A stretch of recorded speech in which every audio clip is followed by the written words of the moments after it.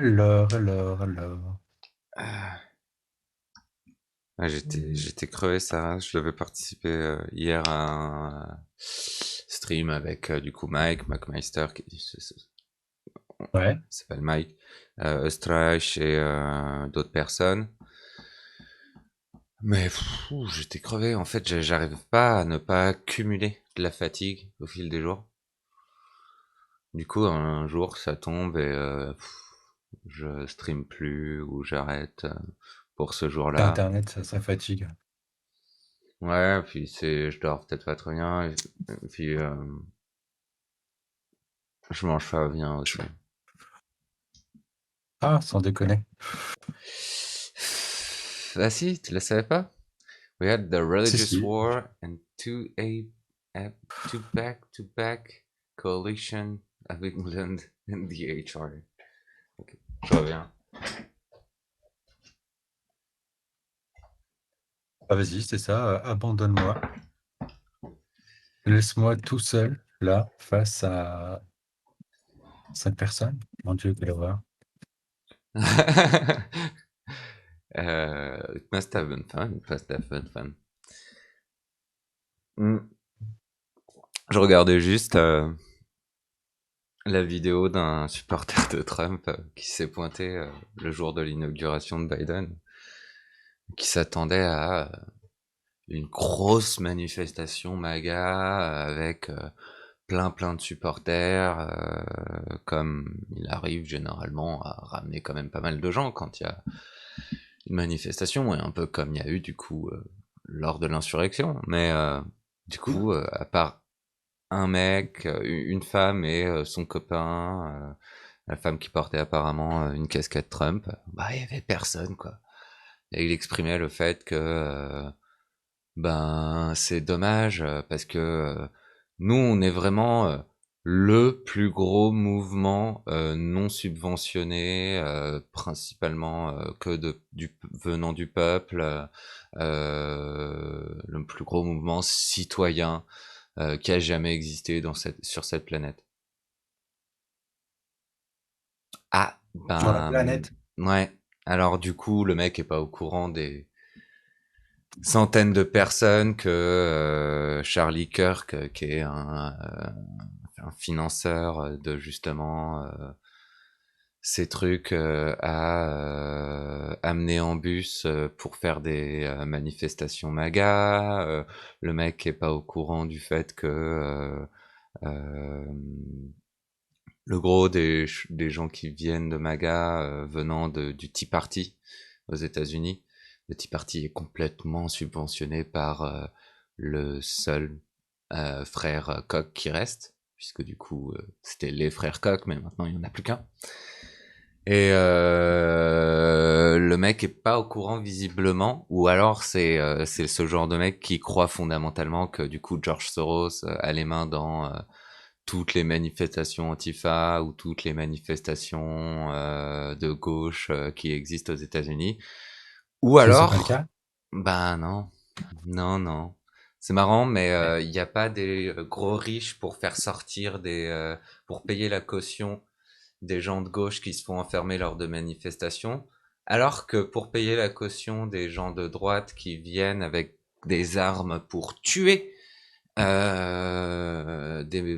manifestants de gauche et tout ça dans un rassemblement de ce genre-là, donc dans un rassemblement de droite, ben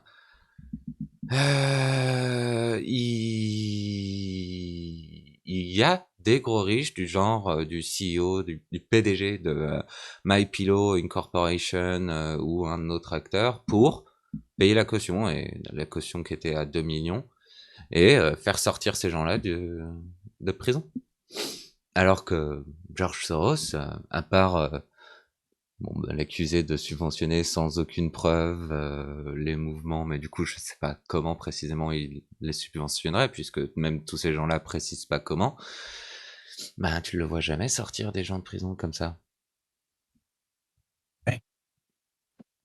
Et il y avait beaucoup plus de gens, faut le noter, dans toutes ces manifestations qui se sont passées au travers du monde que dans les manifestations MAGA, hein.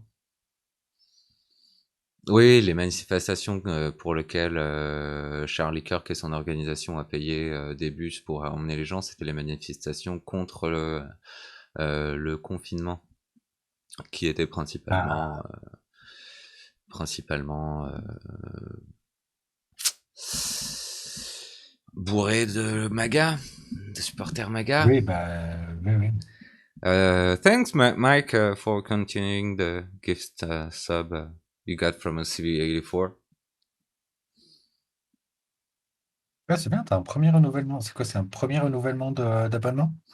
C'est ça, si c'est ce que je comprends, si je comprends bien, pardon. Tant mieux. Non, mais tant mieux, c'est cool. Après, du coup, le premier, il l'a eu Alors, de la part de OCB84, qui est un j'ai vu, Danois qui j'ai vu regarde, ça. qui regarde The Young Turks et tout depuis 2008. Waouh, mais The Young Turks, ça existe depuis si longtemps? Ça bah ouais, ça existe depuis si longtemps, The Young Turks.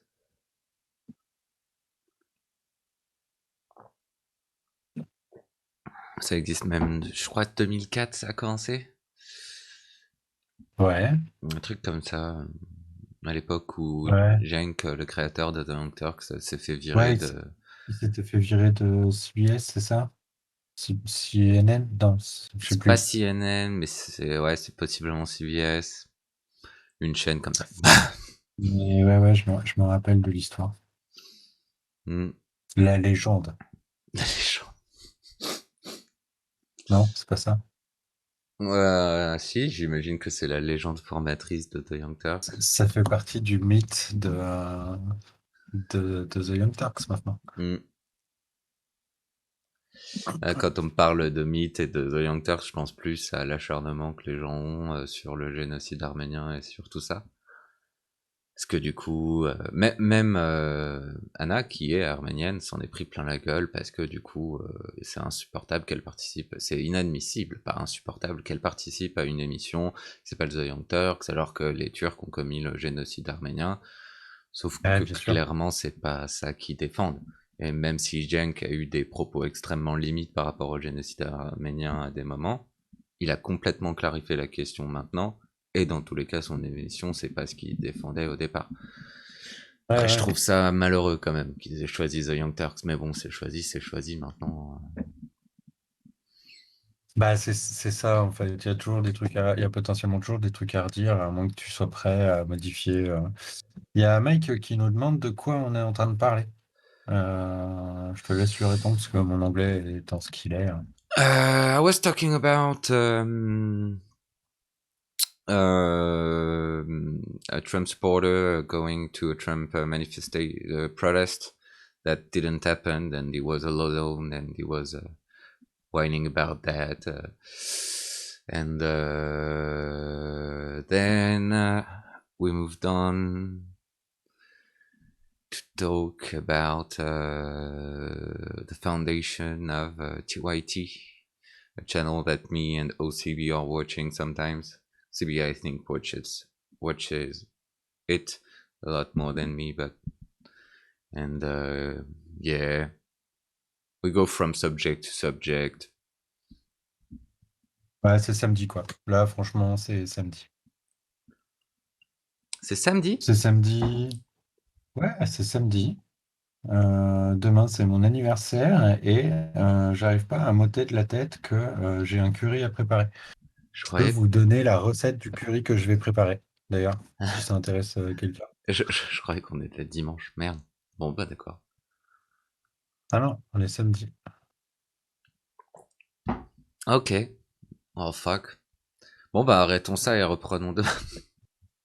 Ah bah non, parce que demain, c'est mon anniversaire. Ok. Donc non. Ça te fera quel âge? Ça me fera vieux. Ok. Voilà. Ok. Ok. 83, 2021, 38 ans. Ok. Putain, ouais, ça me fera vieux. Ouais. C'est la période durant Ouais. laquelle on a 12 ans d'écart Non, alors que... que je t'explique. En fait, là, à ce moment-là, tu étais censé dire, mais non, t'inquiète, Non, mais non, t'inquiète. trop tard. C'est trop tard, là, t'as tout foutu en l'air. tout. Ah bah, désolé. Donc je vais me casser tout de suite. Ah, mais c'est vrai, 38 ans, c'est pas vieux. Je charrie des mecs de 33 ans parce que c'est vieux, mais c'est faux. Ouais. C'est Tu faux. sais qui dirait ça? Euh... Non, mais il y a pas de vanne à faire là, sur le sujet, en fait. Ah, d'accord, ok. Je te vois réfléchir, mais tu peux arrêter. Ok, ok.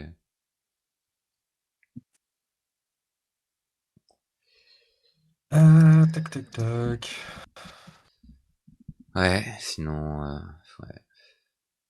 En fait, il y a trop de trucs là en ce moment dont on pourrait parler. Et c'est aussi pour ça, il y a une. Enfin, en ce qui me concerne, euh, j'ai une espèce de ras-le-bol, tu vois, c'est. Regardez la politique. Hier, ouais, ouais. Hier, je regardais la vidéo le live du Zul et il a fait du coup un Bourdin malin. Mhm. Donc le Bourdin malin, c'est son jeu où du coup il prend un des derniers Bourdins sur BFM et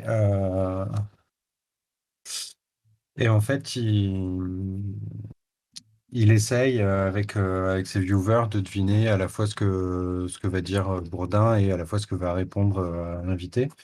Et l'invité, là, en l'occurrence, c'était Frédérique Vidal, donc la ministre de l'enseignement supérieur et de la recherche. Euh, c'était une catastrophe. Une catastrophe. Elle était tellement à côté de la plaque, tellement molle, tellement déconnectée de la réalité, tellement vindicative, tellement abrutie que Usul n'arrivait pas à faire le jeu, en fait. Il écoutait le truc tellement il était atterré Ouais, d'avoir le truc. Et j'avoue, moi, en fait, ça m'a saoulé d'avoir les interruptions pour les mêmes raisons. Ça m'a saoulé d'avoir les interruptions, les commentaires d'Usul qui venaient interrompre l'interview, que du coup, j'ai fini par regarder l'interview à côté pour avoir juste le déroulé. Ça m'a mis en colère. ouais. Euh, Qu'est-ce et que... j'ai mis longtemps à redescendre en pression. Hier soir, là, j'ai pas arrêté de ruminer ça. Il y a un truc où on est littéralement sur une base de gens qui sont censés nous gouverner en responsabilité, qui pensent savoir mieux que quiconque de quoi les gens ont réellement besoin, refuse d'entendre les drames auxquels la population est confrontée. Enfin, non, ils les entendent. Ils font Oh, comme c'est dommage. On Ouais, pense à vous, hein. Mais c'est tout, en fait. Et du coup, c'est sans cesse la même chose. Et du coup, tu restes avec ces cons qui sont là à te déblatérer que ouais, mais en fait, on peut pas donner d'argent aux gens qui sont dans la misère parce que sinon, on leur apprend quoi de la société? ouais, ouais. On leur apprend que vivre dans une société, c'est attendre définitivement que l'État te donne de l'argent pour que tu puisses vivre correctement, là où leur volonté, c'est clairement euh, d'aller ailleurs. Enfin, Ouais, mais c'est une idée...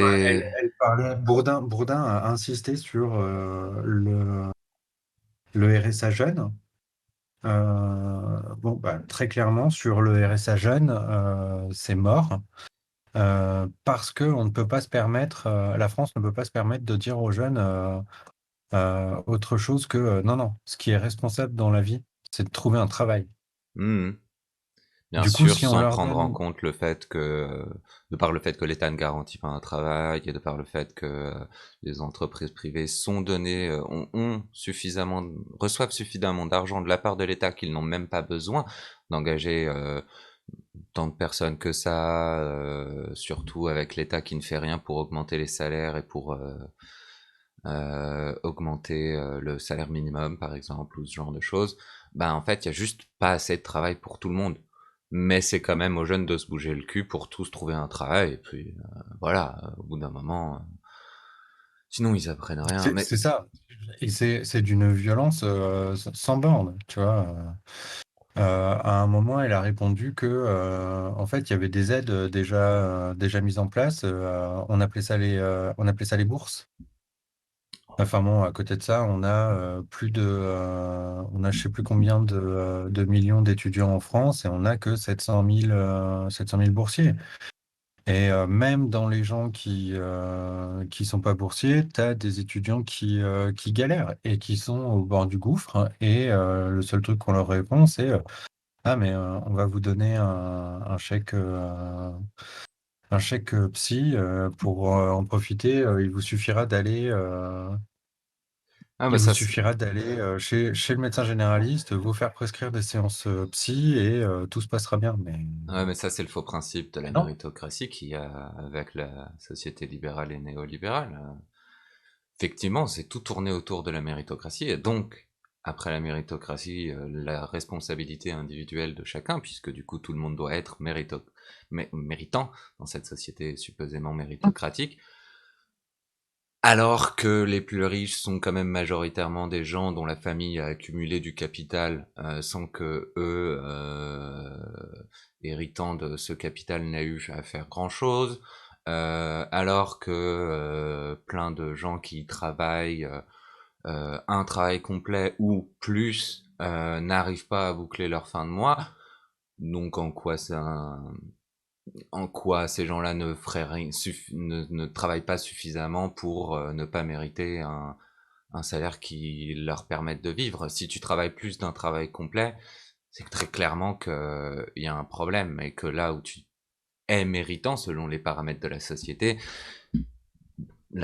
elle t'offre pas les moyens Ouais, ouais. de recevoir les récompenses du mérite.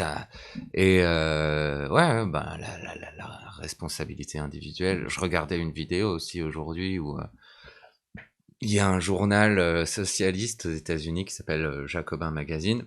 Ouais, Jacobin, ouais, je connais. Ouais, qui Qui est critiqué pour sa une, là, c'est ça? qui et il C'est y de a ça dont elle aime parler? ouais, c'est ça. Donc la une qui critique clairement le fait que justement c'est une caricature et c'est pour critiquer le fait qu'il y a des gens dans la gauche qui prennent et dans la centre surtout qui prennent Biden et les gens qui l'ont aidé à être élu et les gens autour de lui comme comme un saint et comme le sauveur et tout ça.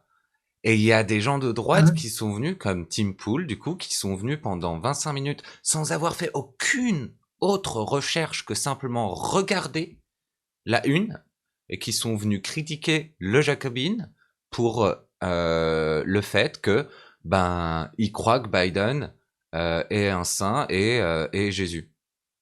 Alors Ouais, qu'en mais ça, fait, c'est. ils Bah ont ouais, du coup non, mais c'est pendant de la 25 fumisterie. minutes fait exactement la même critique que le Jacobin.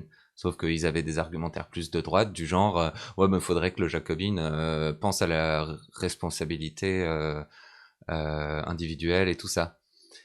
Mais Mhm. du coup, enfin, waouh, le nombre de de commentateurs politiques de droite qu'il y a sur Internet qui s'y mettent clairement en tant que commentateurs politiques, même pas comme nous qui faisons ça un peu à la va-vite, comme ça quand on discute, mais eux qui se mettent clairement à ça et uniquement à ça, et c'est leur job, et qui pourtant font juste pas leurs recherches et sont prêts du coup à faire 25 minutes de segment sur un truc où s'ils avaient juste pris 2 minutes, ils auraient compris ah bon bah en fait il faut pas critiquer le Jacobin parce que du Ah, coup ils mais sont ouais, du ouais, même moi je avis pense que que nous. ces gens-là, on pourrait leur envoyer les caricatures de Xavier Gorce. En fait, il y a autrement plus à dire sur le sujet que la une du Jacobin Mag. En sachant que Jacobin Mag, en fait, il faut contextualiser, hein. C'est un journal qui a la prétention d'avoir une ligne éditoriale socialiste. Ouais. Du coup, bien évidemment ils s'exposent, hein, ils s'exposent de toute façon aux critiques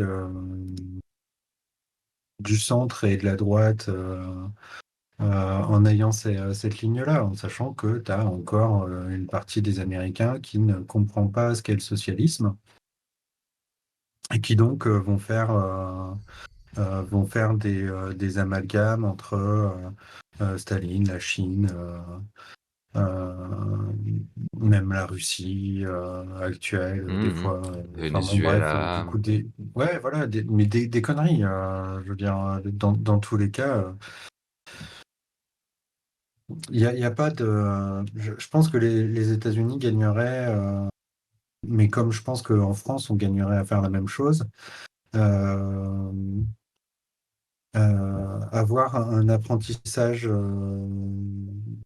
de la politique à l'école. C'est-à-dire que enseigner les différentes théories politiques à l'école, je pense que ce serait un bienfait pour le monde entier. C'est-à-dire que tu veux faire en sorte que ta population développe un esprit critique et soit capable de prendre des décisions justes et correctes, ce qui de toute façon, en fait, en soi, est une aberration. Dans le cadre de la République, en France en tout cas, c'est clairement pas l'idée. Ouais. Donc, autant on veut bien former des gens à ce qu'ils arrivent à se plier à ce qu'on attend d'eux dans une société libérale, néolibérale, capitaliste et machin, mais par contre, on ne veut pas leur enseigner l'esprit critique. On a des outils qui sont censés être des vecteurs d'apprentissage de l'esprit critique, notamment les MJC, et on peut constater que au fil du temps, les MJC, le budget des MJC a été réduit de gouvernement en gouvernement, puisque bon, en fait, ça n'intéresse pas les gouvernements successifs, le fait d'avoir une population informée et éduquée. Euh, Ouais. à plus forte raison quand cette éducation a pour première vocation, enfin, pour premier public,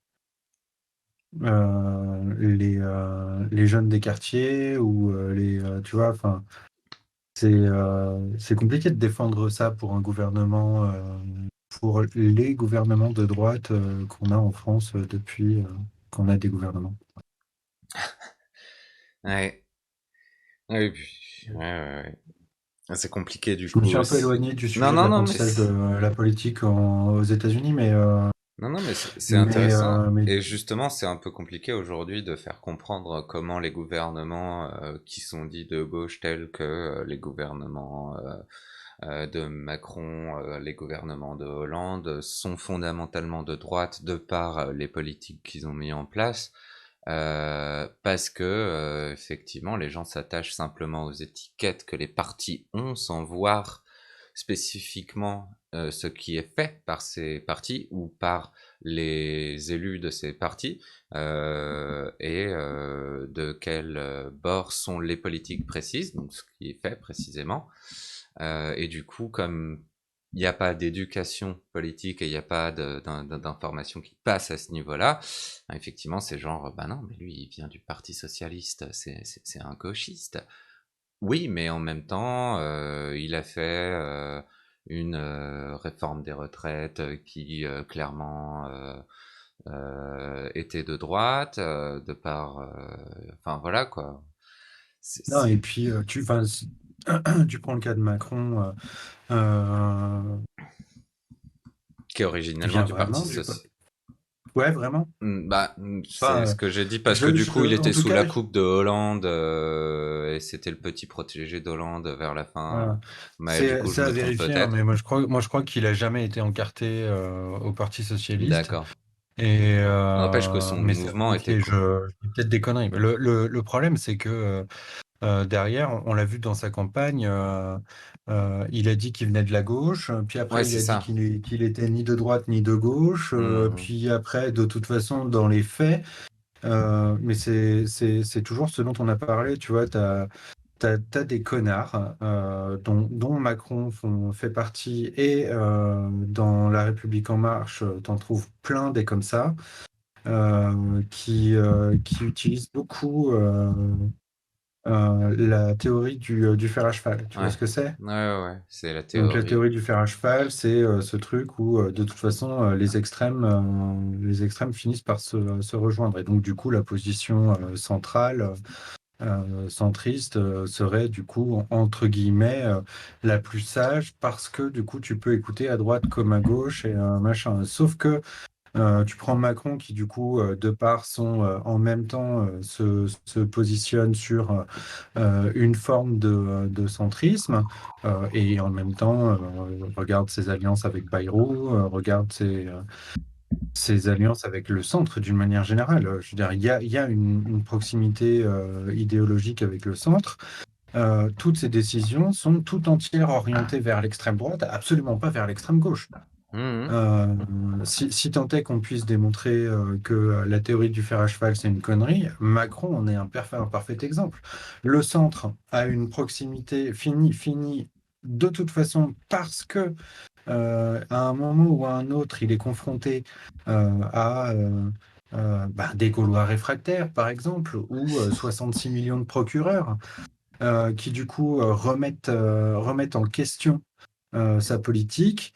Sa première décision, c'est pas d'écouter à droite et à gauche. Non, c'est droite extrême, prendre des décisions méga autoritaires, et la gauche, tout ce qui est social et compagnie, bah, en fait, on chie dessus complètement, et on l'oublie parce que c'est pas notre propos là. En fait, écoutez-moi, je suis le chef, je suis là pour cheffer, et je vous emmerde. Donc ouais, non.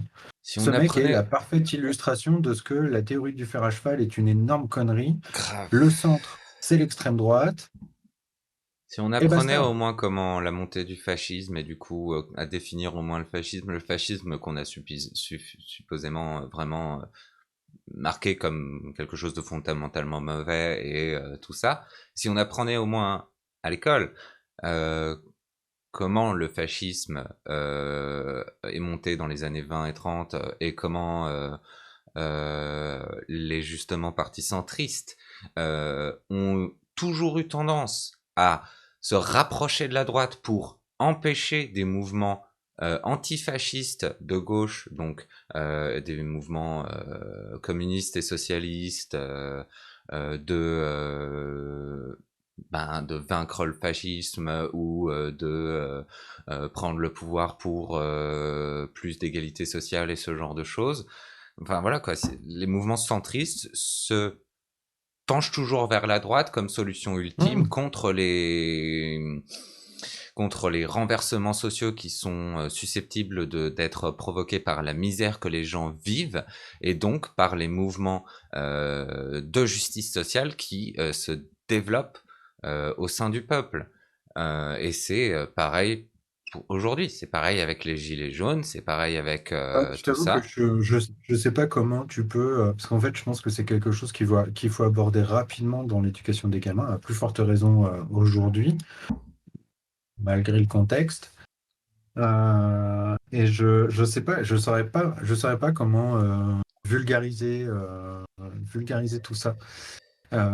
Par contre, je pense qu'on pourrait complètement introduire quelque part à un moment dans l'apprentissage, probablement au lycée, parce que il aborde, enfin, en tout cas, tout ce courant d'historiens comme Johann Chapoutot aborde des notions complexes. Donc j'ai du mal à imaginer ça. J'ai du mal à imaginer qu'on puisse aborder ça réellement à l'école primaire, ou peut-être déjà au collège, je sais pas trop. Mais le, le truc, c'est qu'il faudrait intégrer ces historiens du nazisme, du fascisme, à l'apprentissage scolaire. Tu vois, enfin leur donner une place dans l'éducation, notamment pour essayer d'éviter que que ça se reproduise Bah ouais. et essayer de faire en sorte que le discours fascisant n'est plus courant. Alors, le problème, c'est que quand on a encore des dirigeants comme Emmanuel Macron, comme on a encore des figures politiques médiatisées comme Marine Le Pen, tant qu'on aura des penseurs du néofascisme comme Éric Zemmour ou à bien des égards Finkielkraut et compagnie, ouais, non, ça va être beaucoup plus compliqué. Bah, Parce qu'en fait, justement, du coup, ces gens-là occupent trop d'espace médiatique, le tu problème, vois. c'est alors du coup, la grande défense des fascistes et tout ça, c'est la liberté d'expression.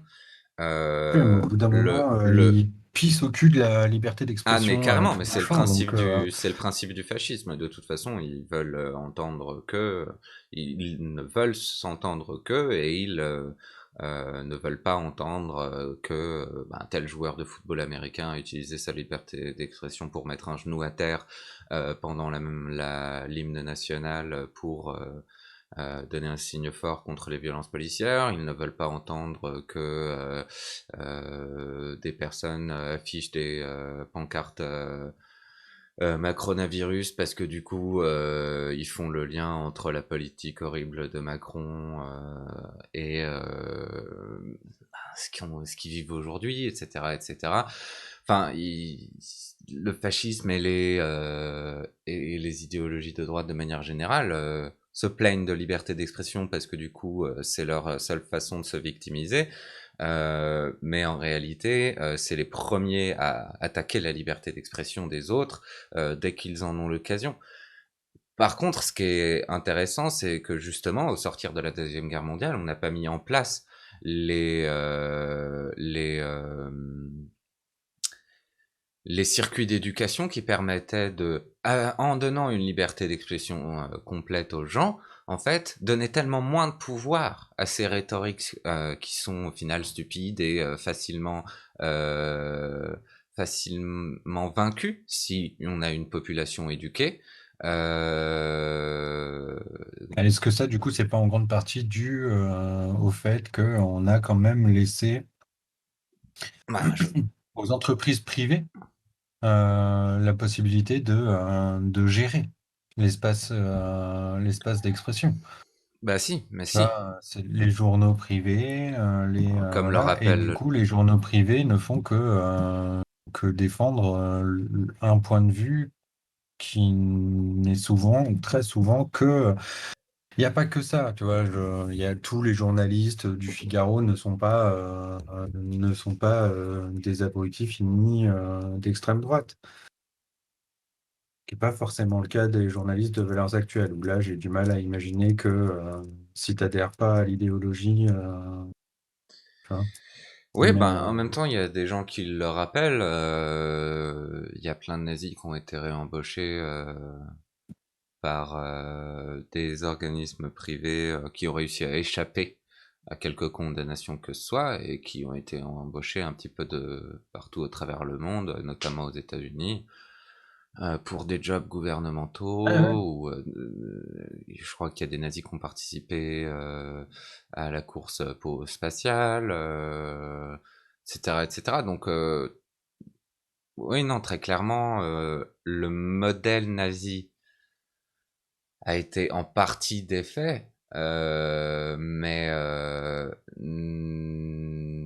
beaucoup de ces institutions qui ont été créées, tout ça, ont été utilisées d'une manière différente et encore sur certains points pas tant différente que ça, avec toujours beaucoup euh, de toujours une hiérarchie très forte, avec des têtes pensantes et une autorité absolue pour ces têtes pensantes, une autorité pseudo-absolue. Et du coup, ben, c'est très certainement en partie pour ça qu'il fallait pas non plus dépenser trop d'efforts dans la lutte contre l'idéologie fasciste dans sa globalité, parce que sinon c'était trop Ouais, ouais. facile de faire les liens avec l'idéologie fasciste et certains restent des institutions fascistes aujourd'hui. Mais bon, C'est compliqué du coup aujourd'hui à faire comprendre et il y a plein de gens qui font des mélanges et qui ont des idéologies basées sur des trucs complètement chelous parce que de toute façon déjà quand tu regardes la politique aux États-Unis et d'une certaine manière en France aussi, ce que je connais juste moins, il y en a beaucoup qui basent leur politique sur des croyances. Voilà. Bah, tu prends l'interview de Vidal dont je te parlais tout à l'heure, c'est complètement ça. À un moment, le déroulé qu'elle était en train de servir à Bourdin, il était purement et simplement idéologique. Et c'est ça qui était le plus difficile, et c'est ça qui, moi, personnellement, me faisait sortir de ses gonds. Tu vois, c'est Te dire faisait oui, mais sortir en fait, de Ségon. le faisait sortir de ses gonds et Ah, me faisait sortir de d'accord, mes ok. gonds aussi. D'accord, ok. Il y a ce truc où, quand la soupe qu'elle te sert, quand tu lui dis, oui, bon, bah, il y a des étudiants qui sont dans la misère et qui sont dans la souffrance, ouais, mais on a des aides, on appelle ça des bourses. Et de toute façon, comme l'a si bien dit Bruno Le Maire, à 18 ans, ce qu'on veut, c'est un travail. Bon, en fait, tout le monde rappelle hein, là que Bruno Le Maire a terminé ses études à 29 ans. Notamment après avoir fait l'ENA, qui est un cursus pendant lequel tu es rémunéré. Bon, alors, il n'a pas fait 9 ans d'école. C'est quoi? C'est l'école nationale de l'administration. Mais du coup, peu importe qu'il ait fait 1 an, 2 ans, 3 ans, même s'il a fait 6 mois à l'ENA, euh, concrètement, il était rémunéré pour ça, en sachant que Ouais. Bruno Le Maire, on peut aller vérifier sa fiche Wikipédia, hein, mais ça m'étonnerait que ses parents soient des ouvriers. Donc, Non, mais oui, très clairement, ces gens qui se font ce discours-là sont des gens qui n'ont pas eu besoin d'accumuler un travail en plus des études qu'ils menaient pour pouvoir continuer leurs études. Et puis de toute façon, enfin, voilà, donc c'est- Bruno Le Maire, fils de Maurice Le Maire, cadre du groupe Total. Donc oui, non, voilà, dont il finit secrétaire général. Et de Viviane Fradin de Bellabre. Et donc ouais. non seulement il est issu d'une famille d'oligarques, mais en plus, c'est même pire que ça, il est issu de la noblesse française. Je veux dire, là, au bout d'un moment, faut arrêter d'écouter ces abrutis. Ouais, Qui fait non, et partie de puis, ces gens dont on n'a pas réussi à se débarrasser pendant la Révolution, mais on n'est pas obligé de continuer à les écouter. bah, le problème, c'est qu'on n'a pas réussi à s'en débarrasser pendant la Révolution, donc ils sont quand même infiltrés. C'est eux qui ont mis en place les institutions politiques d'aujourd'hui qui existent encore aujourd'hui en grande partie. Non, bah, Donc oui, c'est eux qui les la contrôlent. révolution, Mais en tout cas la révolution de 1793 a clairement été, enfin, en fait, non, les deux révolutions qu'on a connues ont clairement été euh, dirigées par la bourgeoisie, mais ouais, je sais pas, il y a un endroit où je suis toujours étonné de voir que, bah, je sais pas, la noblesse, en fait, on a réussi à en préserver quelques-uns. Je comprends pas l'idée, là. bah, en même temps, les institutions juridiques et les institutions bancaires sont remplies de gens qui sont des mêmes familles et qui sont des anciennes familles de nobles et tout ça. Non, Et, c'est ce que je te et dis, c'est les problématique. Ouais, ouais. institutions qui ont été créées derrière les institutions de pouvoir, donc autant politique que juridique,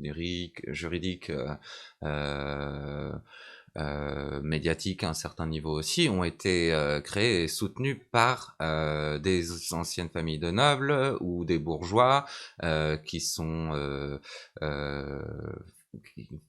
enfin voilà quoi, du coup, derrière et pendant des centaines d'années, on a maintenu au pouvoir des gens qui on a maintenu, ils se sont maintenus, on n'est pas grandement fautif, nous, le peuple, de ça. Ils se sont maintenus au pouvoir et dans des positions dans lesquelles ils pouvaient manipuler les différents milieux de pouvoir et du coup les différentes décisions qui étaient prises, etc., etc.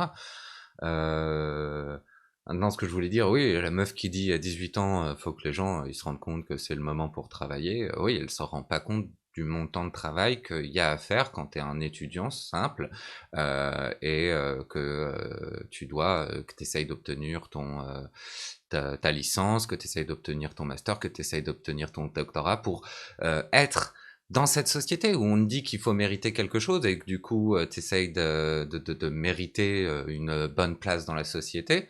Parce que du coup, certes, ils ont que 20 à 30 heures de travail en cours par semaine, mais en dehors de ça, et on nous le rappelle tout le temps quand on sort du lycée, les profs sont toujours là pour le répéter et le répéter, vous allez devoir apprendre à vous organiser vous-même votre travail parce que l'université, c'est beaucoup travailler chez soi et savoir s'organiser pour pouvoir apprendre les cours, faire les devoirs, etc., etc. On n'est pas C'est pour ça sur que je suis pas allé à l'université d'ailleurs, hein. Mmh. C'est bien pour ça que je suis pas allé à l'université. Et on n'est pas sur un modèle suédois ou scandinave dans lequel les devoirs ont été compris comme étant comme étant d'une utilité pratiquement nulle et où du coup la majorité de l'enseignement se fait dans les cours et non en dehors des cours dans la vie privée des gens. On n'est pas Mmh. du tout dans ce modèle-là. Bah, du coup, mon pote suédois, il a 18 ans, il doit sortir, il doit être en université, là. Je leur demanderai, je sais pas exactement le modèle suédois, comment il marche, mais il m'explique clairement, il n'a pas de devoir. Il n'a pas de devoir. Il bosse pendant Et les cours. c'est enfin, je veux dire et c'est très bien, c'est ce qu'il faut. Je veux dire, concrètement, faut qu'on arrive à se sortir de ce modèle-là. Le problème, c'est pareil, c'est ce qu'on disait tout à l'heure. L'école républicaine, un des fondements, des problèmes auxquels on est confronté. La République est un problème, alors du coup, tous les outils de la République sont massivement problématiques. L'école républicaine, en premier lieu. Tu vois, là, on est en période de pandémie. On a plein d'États autour de nous qui ferment les écoles, mais nous, il faut absolument qu'on préserve l'école républicaine, en sachant que du coup, c'est créer du mal-être chez les lycéens, chez les collégiens, chez Non, non. les primaires, voilà, Mhm. tout en créant aussi du mal-être chez les enseignants. Parce qu'en plus, ce que le gouvernement ne nous dit pas, c'est que la responsabilité individuelle, ça va au-delà de prendre responsabilité de ses propres problèmes et tout ça, bien qu'ils soient en partie créés par l'environnement dans lequel nous vivons, mais ça va même jusqu'à dire au peuple que c'est à lui de prendre la responsabilité des crises sociales dans lesquelles il vit. Alors que c'est des crises sociales, duquel chaque individu n'est pas responsable, puisque c'est la définition d'une crise sociale, ou alors d'une crise économique et tout ça. Et c'est ce qu'on a vu d'ailleurs pendant la crise économique de 2008. C'était, reprenez-vous les gens, c'est à vous de nous sortir de la crise économique. Donc, Ouais. c'est à vous de chercher un travail et de réinjecter de l'argent dans l'économie. C'est à vous, etc., etc. En fait, c'est ça le paradoxe de leur rhétorique, c'est-à-dire qu'en fait, il y a aucune responsabilité pour eux, quelle que soit l'échelle de la crise que nous vivons, et tout est centré sur la responsabilité individuelle. Et la responsabilité individuelle des gens va même en prendre en compte la prise en charge des problèmes sociaux, des problèmes économiques et tout ça, plus large, auxquels ils ne peuvent individuellement rien faire. Mhm. Et ouais, non, c'est génial, quoi. Mais du coup, je t'ai dit que c'était pas Squeezie qui m'avait fait un raid l'autre jour. Ouais, si, tu m'as dit, ouais. Ouais, ouais, ils m'ont raconté de la merde. Bah, du coup, ils m'ont pris en clip pendant que je remerciais Squeezie. Ils m'ont clippé pendant que je remerciais Squeezie alors que c'était pas Squeezie. Ce qui n'est pas important du tout, hein, mais... Non. Non, tu t'en fous, en fait. Ah non, mais C'est... complètement, Enfin, ouais. je veux dire, là, pour le coup. Mais t'as pas une info, du coup, à un moment, à un endroit, tu dois bien avoir l'info de qui Bah, t'a aidé, en c'est fait. ça, c'est comme ça que je m'en suis rendu compte. Je vais te dire ça si je peux. Mais en fait, c'est parce que d'un côté, j'ai besoin du fil d'actualité. Euh, ok, c'est là. Théo Russe. Théo Russe. Et, et du coup, Theorus. Euh, je l'ai suivi vite fait. C'est un mec, il fait des dessins. Je sais pas, j'ai pas approfondi ma recherche du mec, mais il fait des dessins. Il parlait argent dans une émission. Euh, mais c'était pas sur un point de vue politique, ça avait pas l'air d'être ça. J'ai pas tout regardé.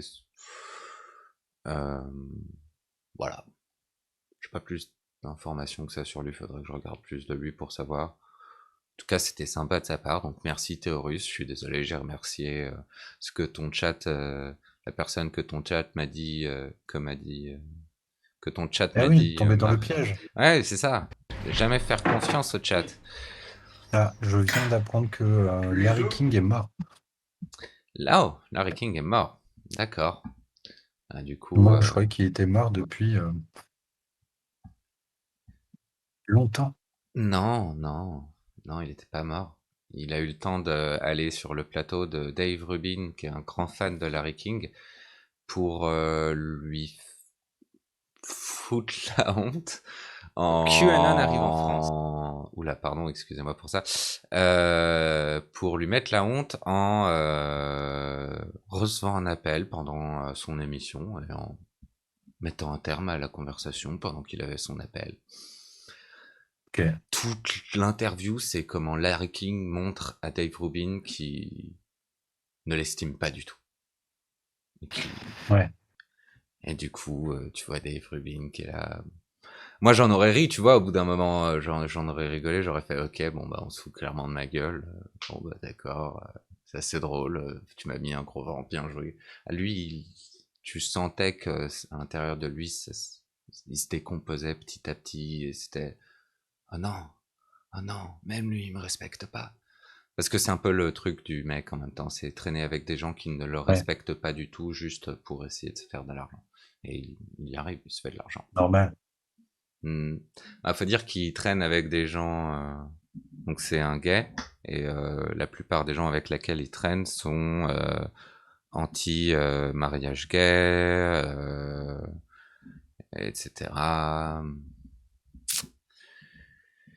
Donc voilà.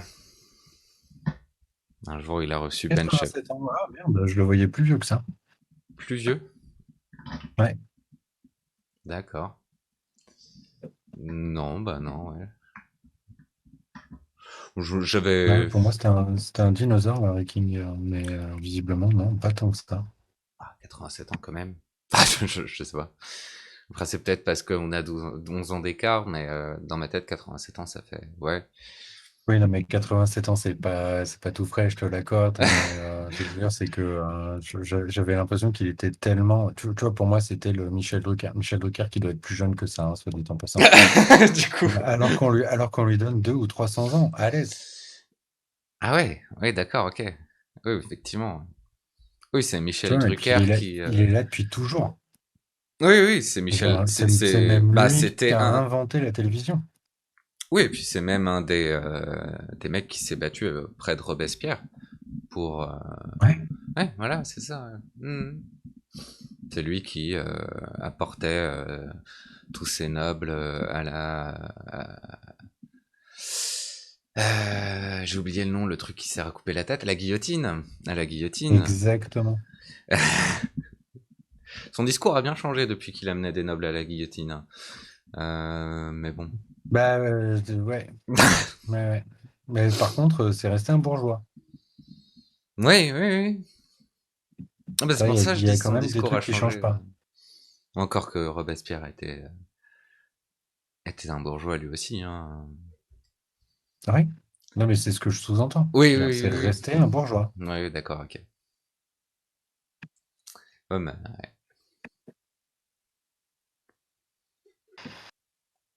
à l'époque, bourgeois, c'était les gens. Ouais. C'est après la Révolution française que les bourgeois ont commencé à prendre de l'ampleur et à vraiment s'approprier, si ce n'est des titres de noblesse propres, si ce n'est ou au moins des l'équivalent d'un titre de noblesse dans le sens où ils se sont créés une base de pouvoir équivalente à celle que la noblesse pouvait avoir à l'époque et une influence équivalente, etc. Mais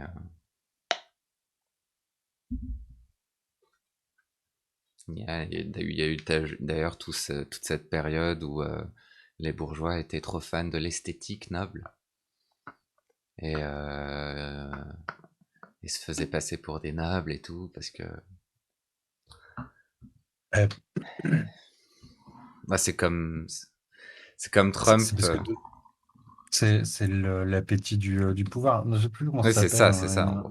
Il y a un nom pour ça. Je veux dire, il y a une romantisation du pouvoir et du coup qui vient se greffer sur les envies de toute cette classe-là. C'est nul. C'est C'est super nul. nul. C'est super nul. Et c'est comme Trump qui est assoiffé de reconnaissance de par les nobles, par exemple, britanniques, la noblesse britannique, euh, et certains membres connus comme ça. Et c'est pour ça que dans tous ces hôtels, même si au final il y a il y a de la mauvaise bouffe, il y a plein de trucs de mauvaise qualité, il met tout plein de trucs en or, tout plein de trucs en marbre et des choses comme ça. Il a un appétit incroyable pour l'esthétique riche et tout ça. Et le problème, c'est que bien des Bah gens ouais, qui parce n'en qu'il ont pas faut, les hein. moyens ont pareil. Et c'est aussi pour ça qu'il y a des rappeurs qui construisent toute cette esthétique riche et je sais pas pourquoi, je sais pas d'où ça vient exactement, mais il y a plein de gens de classe moyenne qui raffolent de ce genre de choses, de classe moyenne et de classe pauvre, qui raffolent de voir des vies complètement démesurées que seules des personnes riches peuvent s'acheter en Ouais. permanence. Au-delà de ça, en fait, ça fait, parce que ça fait aussi partie du discours de l'élite que, enfin, de faire valoir le fait que devenir millionnaire, se donner les moyens d'avoir une vie de bohème, machin, c'est la poursuite de quelque chose. Et en soi, euh, je trouve pas ça dramatique que d'aspirer à vouloir avoir la possibilité de partir voyager quand on a envie, de vouloir pouvoir, tu vois, je sais pas, aller à la piscine, au bord de la mer, à la montagne, quand on a envie. Je crois pas que ce soit des aspirations malsaines. Non, Le truc non. qui va pas, en fait, c'est que c'est tout des activités aujourd'hui qui sont considérées comme bourgeoises parce que voyager, bah, faut avoir du pognon. Tu veux aller au bord de la mer ou à la montagne, bon, bah, en fait, faut que tu te payes l'hôtel ou au pire le camping. Voilà, mais tout le monde n'a pas les moyens de faire ça. Non, bah oui, clairement. Donc c'est des éléments bourgeois. C'est ça qui va poser un cadre problématique. Enfin, après, en soi, démocratisons ça, tu vois. Oui, carrément, ouais. Euh, Oui, carrément. Ouais, le problème, c'est que justement, dans la rhétorique qu'on entend le plus souvent, c'est battez-vous pour pouvoir obtenir cette liberté-là, de pouvoir aller en vacances au bord de la mer, de pouvoir vous payer des voyages et tout ça, au lieu de battons-nous ensemble pour pouvoir former une société qui permette à tout le monde d'avoir un maximum de Si ce tu genre de reprends si liberté. tu reprends la rhétorique du combat, effectivement, présenté comme ça, c'est battez-vous les uns les autres pour qu'il y en ait qui se démarquent, là où en fait on pourrait joindre les efforts, aller vers un effort collectif pour obtenir des avancées pour tout le monde. Quitte à se battre, je préfère le deuxième combat qui me paraît plus juste Déjà plus juste, et puis que- en vérité, dans un monde dans lequel justement ça se prétend méritocratique sans l'être réellement, faire ce combat-là, c'est... Enfin, avoir l'idée de cette réussite-là, c'est tout aussi idéalistique que avoir l'idée d'une société meilleure, en vérité. idéalistique. Toi, Dans tu le, fais dans le des sens lives où... en anglais, hein. idéaliste. Idéaliste. Euh, oui, mais enfin, dans le sens où c'est tout aussi peu achevable pour la plupart des gens. C'est Ouais, construire une meilleure société. Oui, c'est idéaliste. Oui, on a peu de chances d'y arriver. Oui, il y a plein de forces contre nous. ouais. C'est dur. Mais par contre, Bah se ouais. construire soi-même une vie de milliardaire, mais c'est pareil. Vous avez pratiquement zéro chance, autant en tant que personne de classe moyenne ou de classe pauvre, d'y arriver. Donc, autant nous battre pour la chose qui est juste, et tout autant inachevable que nous battre pour notre bien personnel et pour le maintien du statu quo qui met tout le monde dans la merde. Bah après, c'est que mon avis, hein, mais... Ah non, non, mais oui, oui. On est bien d'accord là-dessus. Il y a bien ce truc où il faut qu'on arrive à extraire. euh, je suis assez pessimiste là-dessus, mais c'est comme tout ce dont on parlait tout à l'heure. Je pense qu'on est dans un cadre dans lequel ce champ de réflexion a même plus sa place en fait. La fenêtre d'Overton s'est tellement déplacée sur la droite que là, on a des conversations qui sont hors cadre. Ouais, ouais. C'est intéressant, ça me paraît pertinent, hein. Le truc, du coup, je vois pas, ouais, je vois pas comment ça peut bien se passer. Regarde Génération Identitaire l'année dernière, ils ont mené des actions dans les Alpes pour aller chasser du migrant. Ils ont été condamnés puis relaxés, si je dis pas de conneries. Alors après, ils ont probablement pas tous été poursuivis, mais et ça, c'est bien dommage. Mais comme ils ont été relaxés, qu'est-ce qu'ils ont fait cette année? Bah, ils ont recommencé. Du coup, là, ils sont pas allés dans les Alpes, mais ils sont allés dans les Pyrénées. Mais bon, l'année prochaine, ils vont faire quoi? Ils vont retourner soit dans les Alpes, soit dans les Pyrénées. Et de toute façon, ce sera le même jeu. Au bout d'un moment, si on finit pas par interdire ces mouvements-là, une fois encore, je m'éloigne du sujet, mais tu vois, enfin oui et non, en fait. Si, si on est dans une société dans laquelle, en fait, l'extrême droite, les fascistes ont la liberté de faire ce genre d'actions à la con, qui sont des actions violentes, idéologiques, euh, problématiques, euh, et que la société laisse faire, bah, en fait, tout le discours de gauche, là, il est perdu, hein. Bah déjà, si effectivement on appliquait cette limite qu'à peu près tous les gouvernements ont à la liberté d'expression, qui est que de l'appel à la haine et de l'appel à la violence n'est pas protégé par notre liberté d'expression, et que du coup, quel que soit le groupe qui le fait, et étonnamment, majoritairement des groupes de droite, fascistes, nationalistes, etc., ben, peut-être qu'on aurait quand même, on réussirait quand même à incroyablement limiter Les forces de la force de ces Mmh. mouvements-là, c'est Faut, faut, Trump. pas- faut Trump, pas. il a pendant 4 ans fait des appels à la haine et des appels à la violence. Et c'est que quand ça résulte en une action bel et bien violente, une insurrection qui envahit le Capitole et qui tue 5 personnes en tout, que finalement il le vire de Twitter. Et encore, c'était même pas du coup une action gouvernementale, mais c'était une action de Twitter.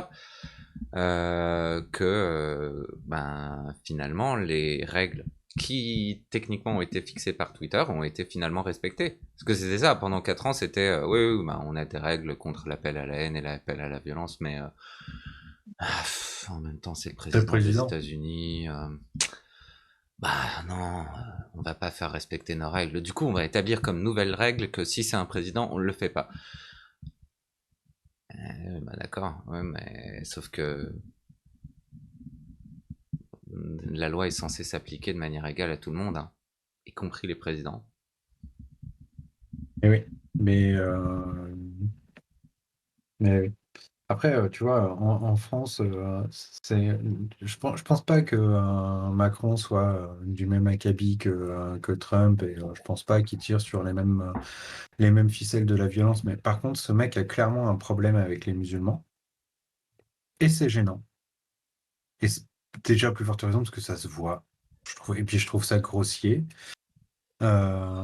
Et à côté de ça, en plus, ce mec-là a réussi à plusieurs reprises à réhabiliter dans son discours, mais à réhabiliter, ne serait-ce que dans le discours, réhabiliter le maréchal Pétain, frappé d'indignité nationale, Mmh. tout ça, voilà. Dépouillé de tous ses honneurs. Réhabiliter Charles Maurras et toute son idéologie antisémite. En fait, c'est quoi le délire? Concrètement, on sait que Macron est islamophobe. En réhabilitant Pétain, en vantant les mérites de Maurras, il ne fait qu'asseoir une forme ou une autre d'antisémitisme. Ce mec est juste raciste. Ce mec est juste raciste. Après, tu peux dire, on peut dire ce qu'on veut, mais du coup, Trump, Macron, c'est la même chose.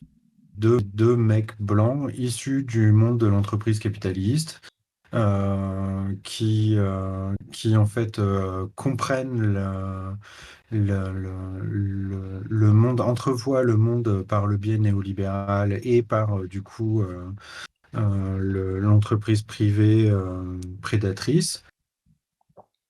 C'est ça. Et qui ont C'est des points qui sont suffisamment communs pour dire que de toute façon, euh, faut les cancel direct. Ces mecs sont de toute façon euh, à l'extrême droite de l'échiquier politique. C'est bon.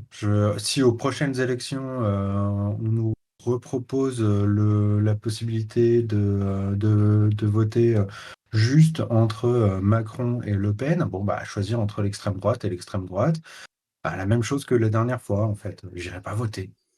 Mmh. J'irai pas voter et voilà. Et encore une fois, c'est pas que j'ai pas envie de participer à la vie démocratique de mon pays. Simplement, je pense que il n'y a pas d'expression démocratique dans le pays.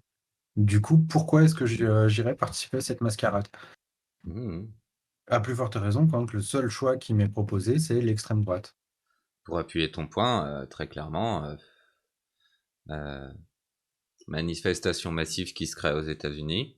Réponse, plus d'argent donné à la police et plus de répression policière. Manifestation massive qui se crée en France. Réponse, plus de répression policière. Ah mais non mais bien sûr. Avec des discussions Après, d'armer toujours plus de flics, ouais, etc.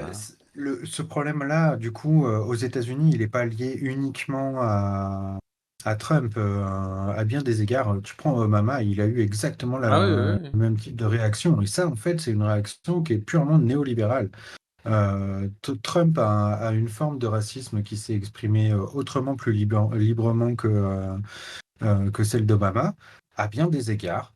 le racisme de Macron s'exprime bien plus librement que celui d'Obama. Là où il y a des abrutis qui font des corrélations entre le libéral mais gentil Obama, bah, en fait, non. Carrément. Allez bien manger vos La morts. Non, différence du coup non, entre non. Il Trump y a et plus de points communs entre Macron et Trump qu'entre Macron et Obama, clairement. la différence entre un en même temps, tu expliquais comment Obama avait une politique pas si différente, et en fait, il y a des points communs assez flagrants entre Trump et Obama eux-mêmes, et du coup entre Je suis d'accord. Macron et Obama. Mais du coup, la différence entre un Ne serait-ce que Macron, sur le racisme, Obama faisait relativement attention à ce qu'il disait. oui, voilà, et Macron, bien sûr, est moins comme ça. Malgré tout, la différence entre un Macron et un Trump, c'est que Trump va carrément... Alors, un Macron va, lui, euh, soutenir et utiliser en douce les mouvements d'extrême droite, les mouvements violents d'extrême droite qui existent. Euh, pour la rhétorique, donc par exemple, ah ben tiens, des mecs de droite sont allés dans une manifestation de gauche pour contre-manifester, ils ont crié juif, utilisons ces gens-là pour dire que la manifestation de gauche était antisémite et qu'il faut vraiment arrêter ces manifestations-là,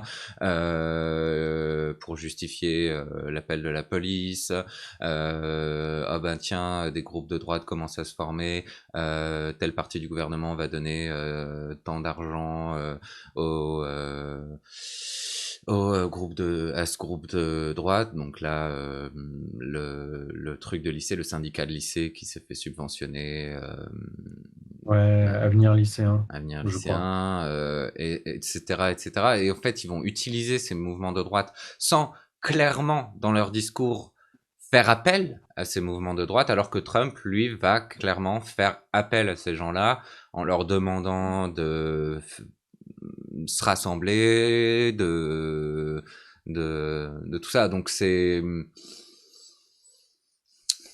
différent ces termes-là, et effectivement, ces termes-là, Trump est un agitateur à un point que ne l'est pas Macron. Malgré tout, Macron crée tout le contexte, et d'ailleurs Obama pareil, crée tout le contexte dans lequel ces groupes violents d'extrême droite peuvent se développer en toute liberté et même gagner du pouvoir, ce qui est le principe Ouais, de se ouais, ouais. développer de toute façon. Mais ouais, du coup, que ce soit Macron ou Obama, c'est des gens qui mènent vers des Trump. Jusqu'à ce que, après Trump, il y ait des gens encore plus idéologues que Trump, ont, qui sont moins dans l'idée économique de la société actuelle et qui sont plus dans une idée vraiment idéologique de la société actuelle, et donc qui vont Ouais. idéologiser tout le racisme et tout ça, et, comme des Hitler. Parce que du coup, Trump, enfin, ouais, il est juste. Bon, je chope le bouquin de Chapoutot. Euh, Merde, j'ai zappé son nom.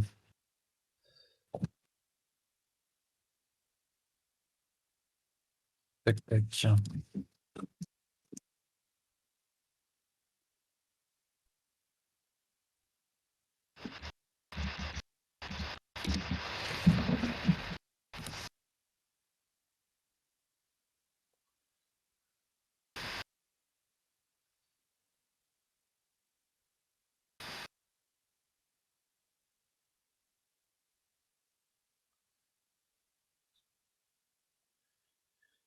Alors, il y a Libre d'obéir qui est sorti en 2020, mais il y a Comprendre le nazisme aussi, et tac, tac, tac.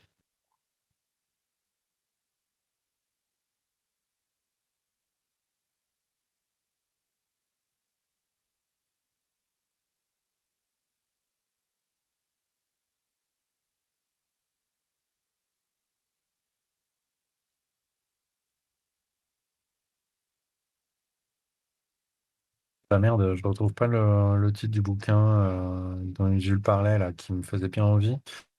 Mais du coup, libre d'obéir, le management du nazisme aujourd'hui, déjà, en soi, je trouve, je pense qu'il y a beaucoup à dire sur le sujet.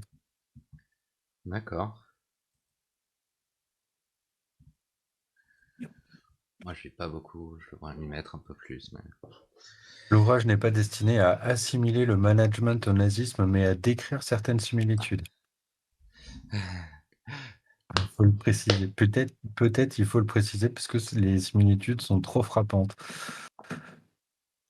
C'est ce qui a marqué encore après, ou Non, c'est non, toi là, qui c'est le moi dis? D'accord, ok. c'est ma réflexion, là. Ouais. Mais le management.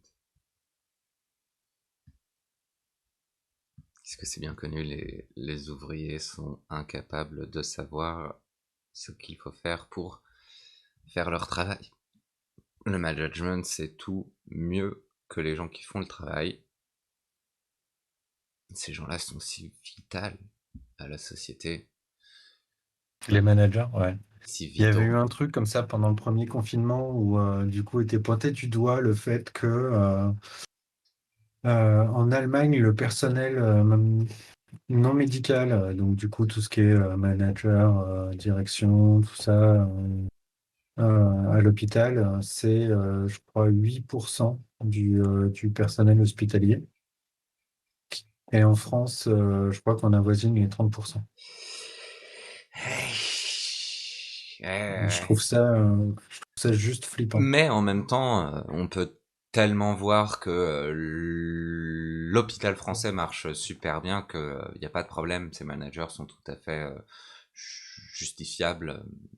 Ce nombre, ce pourcentage de managers est tout à fait justifiable. Bah, Ah non, disons que partant de ce pardon. principe-là, ils sont tellement nombreux que de toute façon, ils justifient leur présence par eux-mêmes, hein. Et ça suffit, hein. Ouais, ouais, c'est effectivement une bonne logique. Ouais. Et comment, ouais. Ouais, mais il y avait justement, je lisais un article sur toutes ces écoles de management qui, bah, il y avait une critique récemment, enfin il y a quelques mois déjà, mais de Usul sur les écoles de management et sur Il en a comment fait plusieurs, mais ouais, ouais, c'est un de ces motos, là. comment même les élèves qui étaient à l'intérieur de ces écoles-là se demandaient, mais en fait, qu'est-ce que je fais? Qu'est-ce que je fais? Sincèrement, je sais pas ce que je fais. Tout ce à quoi cette école sert, c'est à faire du réseautage pour pouvoir, du coup, malgré le fait que tu n'aies fondamentalement rien appris, euh, pouvoir obtenir un poste de manager au sein de quelque entreprise que ce soit, ou même aujourd'hui d'organismes publics. Il a fait un live il n'y a pas longtemps, là, où il avait invité, je vais te retrouver ça, euh, tac, c'était une de ses interviews récentes. Maurice Midena, qui est journaliste et Ah qui du mince, coup a écrit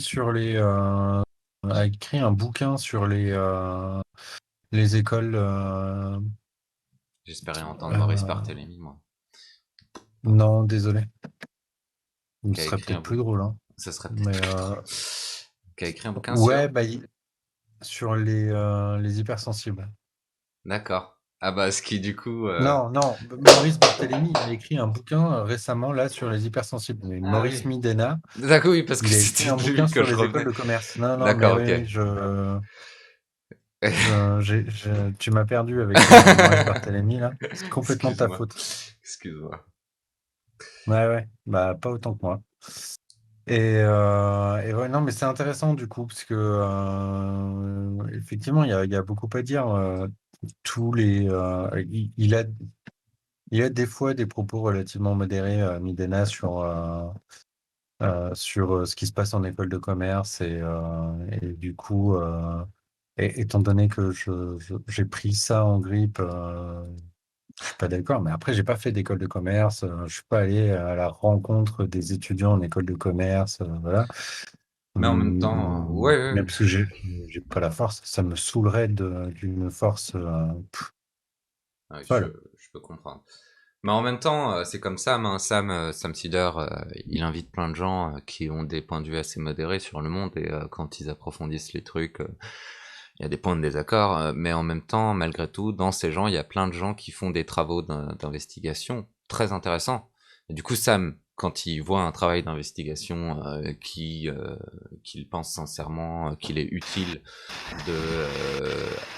auquel il est utile de donner plus de voix, il y a un bruit dégueulasse. Ok. Ben, je sais pas si ça vient pas de mon ordinateur. Ok, bon, ça s'est arrêté pour l'instant. En tout cas, quand ils voient des investigations et des enquêtes, des études qui sont intéressantes à mettre en exergue, ils les invitent et ils discutent de ça avec eux. Et puis, s'il y a un point de contention, il y a un point de contention, c'est pas grave. Effectivement, ça veut pas dire que les gens qui font une enquête, qui tendent à valider, enfin voilà, les gens qui font une enquête ou une étude qui tendent à valider un point de vue de gauche du genre d'une autre, ne sont effectivement pas nécessairement complètement du même point de vue idéologique que nous. Euh, Mhm. c'est toujours utile de, comme Usul, comme Sam, en tant que quand t'as une plateforme, de faire venir ces gens-là pour discuter du travail qu'ils ont fait, etc. Quoi. Ouais, ouais, complètement. Après voilà. Quoi. T'as mis Inter, mince, comment ça s'appelle derrière toi? Derrière, ouais, c'est Thinkerview, c'est Thinkerview. l'interview de, je vais y arriver, l'interview de Sergio. D'accord. Ok. Tu me donnes J'aime envie beaucoup. avec j'ai pas d'écran. Moi. Chez. Ouais. Ouais.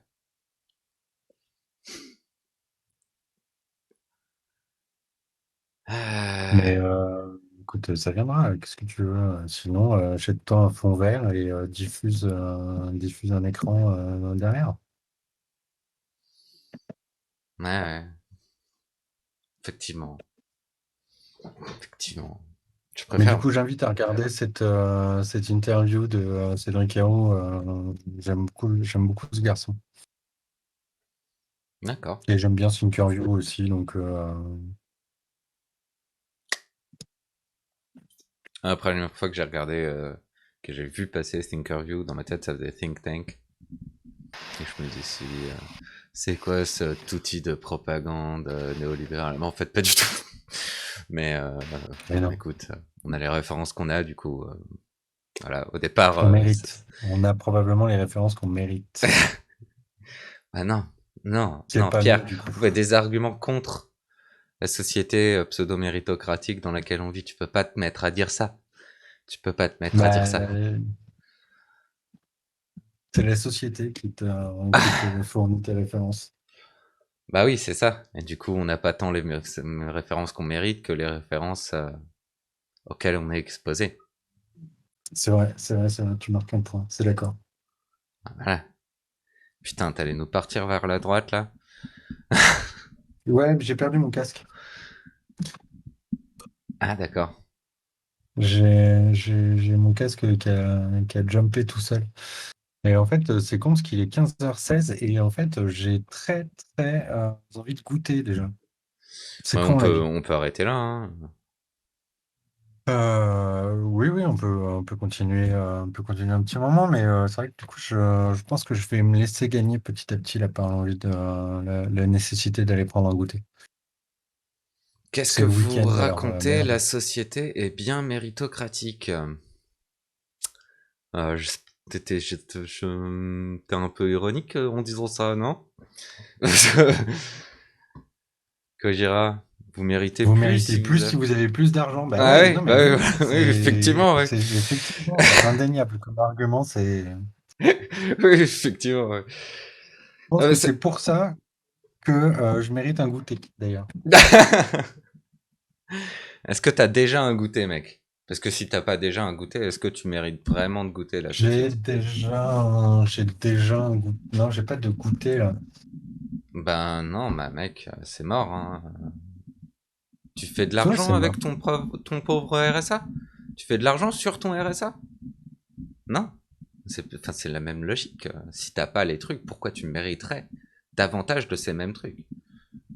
Bah, écoute, moi, j'écoute Jacques Séguéla et je fais tout comme il a dit. Chaque mois, je mets 1 500 € de côté. Bon, je touche pas 1 500 €, mais j'essaye. En tout Ouais. cas, je tiens le bon bout. À ce rythme-là, peut-être que dans 100 ou 150 ans, j'aurai 1 500 € de côté. C'est pas l'idée de ces gars-là, mais je m'accroche. Ouais, bah je sais plus quel politicien américain qui avait fait une interview il y a quelques années et qui était complètement laissé dans le flou quant à pourquoi, mais pourquoi les gens ne mettaient pas tout simplement 400 euros de côté tous les mois pour pouvoir simplement pas tomber en Mais déjà, j'ai envie banqueroute de te dire que si c'est un médicale. Américain qui se demande pourquoi les gens n'arrivent pas à mettre 400 € de côté, il y a un problème. 400 $ du coup, lui c'était. Ouais, ouais, ouais, excuse-moi. Ça c'est mon erreur. Il a pas parlé d'or. Mais et du coup, ce qui était assez marrant, c'est que justement, il a été démontré que 30% des Américains ne peuvent même pas faire face à quelques dépenses soudaines, donc besoin de réparer un réfrigérateur, tout ça, de l'équivalent de 400 $. Donc Ouais, pourquoi? Ben un petit peu pour ça, mec, parce qu'en fait, les gens, un grand pourcentage des gens sont constamment en train de réinjecter tout leur argent dans simplement survivre et vivre. Donc effectivement, ces gens-là, ils ont pas 400 $ ou euros à mettre de mais du côté coup, la pour. grande question, c'est est-ce qu'ils méritent vraiment de vivre ou de survivre Ah même, ben on peut aller vers l'eugénisme, effectivement. tu vois? Je veux dire, Euh, si concrètement, ils sont pas foutus capables de mettre 400 € de côté, 400 $ de côté tous les mois, À vrai dire, pourquoi effectivement on les emmènerait pas dans les hôpitaux, voilà, en fonction de leurs revenus, on les castre. Comme voilà, c'est ça, ces ça. gens-là ne se Prendre un virage reproduisent plus. turbo-libéral Ouais, en temps voilà, d'urgence. voilà, exactement. C'est pour empêcher tout simplement l'idiocratie. Exactement. Voilà. Mieux vaut que les bourgeois se reproduisent entre eux, on évitera la catastrophe. Ouais, voilà. Ouais, je pense que malheureusement ça Ils évitera avaient qu'à pas naître dans la bonne famille, exactement. Mais c'est exactement. tellement vrai. On parlait de Bruno Le Maire tout à l'heure, je pense que ça vaut pour lui. Tu vois, lui a eu la chance, cet abruti a eu la chance de naître dans une famille de nobles au XXe siècle. Moi je comprends pas, je demande à des gens. Je comprends pas l'idée de la noblesse au XXe siècle, quoi. Ça me dépasse. Moi, je comprends pas tous mes potes à qui je demande, est-ce que comme moi, vous avez honte d'être né dans une famille de revenus moyens, de revenus pauvres, De prolétaires et ils me disent, réhabilitant la notion de prolétariat. ben non, on n'a pas honte, on vit bien avec nous-mêmes. Bah, mais c'est inadmissible ça. Moi, je vis avec cette honte que je dois avoir de ne pas mériter de vivre dans cette société de par le fait que ben, je suis un RSiste, de un. Donc je suis une pression économique sur l'État. Donc je fais mon travail de bon citoyen et j'ai honte C'est pas de ce sur que je l'État suis. que tu as une pression économique, c'est sur l'ensemble de la société, mec. C'est ça qui est problématique. C'est l'argent des Français Non mais oui, qu'on te verse tous les mois. j'avais honte quand j'avais 10 ans. Non mais oui, Et c'est après, j'ai pas... découvert Instagram, je me suis rendu compte que je pouvais tricher en allant faire des photos dans des avions, dans des faux avions, que je pouvais me retrouver à faire des fausses photos à Rio. Mais je pense que c'est quelque chose que, à vrai dire, bien des citoyens vivent. De par la construction qu'on a fait de la société où il y a cette idée méritocratique, il y a plein de gens qui vivent avec sans forcément s'en rendre compte, ou alors parce qu'ils sont nés encore plus dans cette propagande-là, ils s'en rendent peut-être un peu plus compte, mais avec la honte de de pas avoir réussi à faire quelque chose de sa vie, parce qu'ils sont ouvriers, ils arrivent pas à considérer ça comme faire quelque chose de sa vie, de pas avoir de pas réussir correctement à faire vivre leur famille, parce que aussi on construit l'idée que toujours existe dans notre société l'idée que c'est l'homme qui doit nourrir sa famille et que du coup en tant qu'hommes, ils n'arrivent pas à subvenir aux besoins complets de la totalité de leur famille, etc., etc. Je pense que c'est une pression sur les gens moyens aujourd'hui euh, qui se formule. Bah, c'est la marginalisation en fait. C'est Mais si tu ne de toute fais. façon, tu prends le principe, enfin, les travailleurs pauvres, c'est un cas très particulier. Et voilà, là, du coup, c'est l'entreprise privée qui est responsable de la situation de ces salariés pauvres. Mais tu prends toutes les personnes qui aujourd'hui sont tributaires du RSA, des aides sociales, que de toute façon, il faut aller mendier, soit une fois par mois, soit une fois tous les 6 mois, auprès de Pôle emploi, d'une assistante sociale, machin. Si ça, c'est pas une excellente façon d'humilier de toute façon la population la plus précaire qui est obligée d'aller mendier de quoi survivre. Ouais, bah, c'est ça, une pression constante à se conformer à la société, et donc effectivement une Je marginalisation vais, toujours plus. je vais revenir sur l'autre coin de Frédéric Vidal, mais quand elle expliquait que l'aide psychologique pour les étudiants, ça allait être une prise en charge, c'est-à-dire que les étudiants pourront aller voir leur généraliste en leur disant oui, bon, ça va pas, et que là, de là, le généraliste pourra leur faire une ordonnance pour qu'ils aillent voir un psy ou un psychologue ou un psychiatre. Alors, en fait, c'est là, je crois que j'ai même pas compris son délire, parce que la psychiatrie est prise en charge en France. Si tant est que le psychiatre que tu vas voir soit secteur 1, c'est intégralement pris en charge par la sécurité sociale. Ce qui fait que du coup, j'ai du mal à comprendre pourquoi il y a cette espèce de bipolarité psychologue, psychiatre. À un moment ou à un autre, faut faut qu'on arrête. Ils font plus ou moins un travail équivalent, si ce n'est que le psychologue n'a pas fait d'études de médecine et donc, du coup, n'est pas habilité à prescrire de médicaments. Euh, euh, et donc, du coup, il n'est pas pris en charge par la sécurité sociale. Mais, euh, Bah, mais après, euh, le truc, c'est oui, c'est ça. autant je pense que, du coup, la psychologie, du coup, qu'elle s'exerce dans un cadre médical, donc la psychiatrie, ou dans un cadre non médical, donc la psychologie. En fait, ça, c'est nécessaire et du coup, ça devrait être pris en charge. Point. Oui, oui, Point. oui. Bien.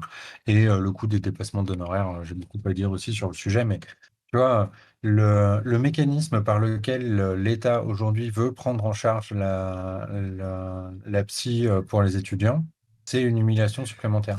Excuse-moi, je rigole, ce que j'ai mis dans le chat. Comment vous faites pour pas être riche? Moi, je gagne des iPhones toutes les semaines. Écoute, si tu veux, en DM, je t'envoie mon adresse mail ou mon adresse Carrément. postale. Tu peux m'en envoyer un parce que moi, mon tel, il commence un peu à ramer du cul. Non, moi Donc j'envoie mon voilà, DM et il m'envoie un iPhone tous les mois. Du coup, il lui en restera 3 toutes les semaines. Ça va, non?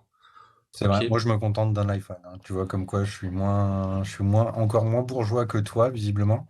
Bah ouais, non, moi j'en veux On va plus. arrêter la conversation là, Jean, parce Partage que tes moi, ressources. j'arrête les conversations avec les bourgeois. J'ai pas envie de faire société avec eux, de toute façon. Je suis pas encore un Voilà. bourgeois. Je suis pas encore un bourgeois. Non, Regardez mais dans tu vos travailles. mails, dans l'espace. Ah, mais c'est ça! En fait, j'avais pas compris. Moi, je les supprimais, les spams directement. Mais en fait, il faut les lire et comme ça, tu gagnes des iPhones toutes les semaines. Moi, Ah, mais comme un c'est con, ça, quand ok, j'ouvre une effectivement. fenêtre internet et qu'il y a un truc, vous voulez gagner plus d'argent, vous voulez avoir une bite plus grosse, ben je clique pas dessus. C'est pour ça Alors que que j'ai tu une toute devrais, en petite fait, bite et peut-être. pas d'argent. Voilà.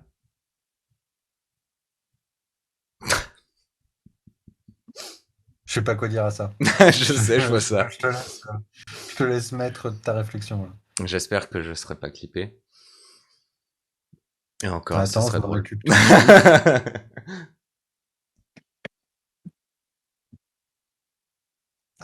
Mais ouais, ouais. Ouais, je vais rester sur l'idée de cette ministre qui est bien à sa place dans un gouvernement comme celui de Jean Castex. Jean Ouais. Castex, je suis incapable d'imiter ce mec alors que j'adorerais pouvoir l'imiter, quoi. J'adorerais pouvoir faire des imitations. Ouais, à chaque fois, genre quand je suis tout seul, j'y arrive bien. Mais dès que je veux Ouais, m'y mettre en comment face te d'amis dire, ou tout non mais ça. comment te dire que ça? Non, non, non, non. Je fais de trop bonnes imitations quand je suis tout seul. Non, en fait, non. En fait, non. Quand je suis tout seul, je suis un super acteur. Par contre, dès que je me mets en représentation devant des gens, waouh. Bah, pour le coup, je sais que c'est faux. Oui, bah oui, parce que tu m'as vu jouer, mais T'es probablement même meilleur acteur quand t'es sur un plateau que quand t'es tout seul. Mais bon, ouais, ça, comment tu peux le savoir, puisque dans le principe, je suis tout seul quand je suis tout seul. je le sais, je le sais. Ok. Je t'ai déjà entendu, je le sais. C'est vrai que le mur est pas très fin entre nos deux chambres, du coup.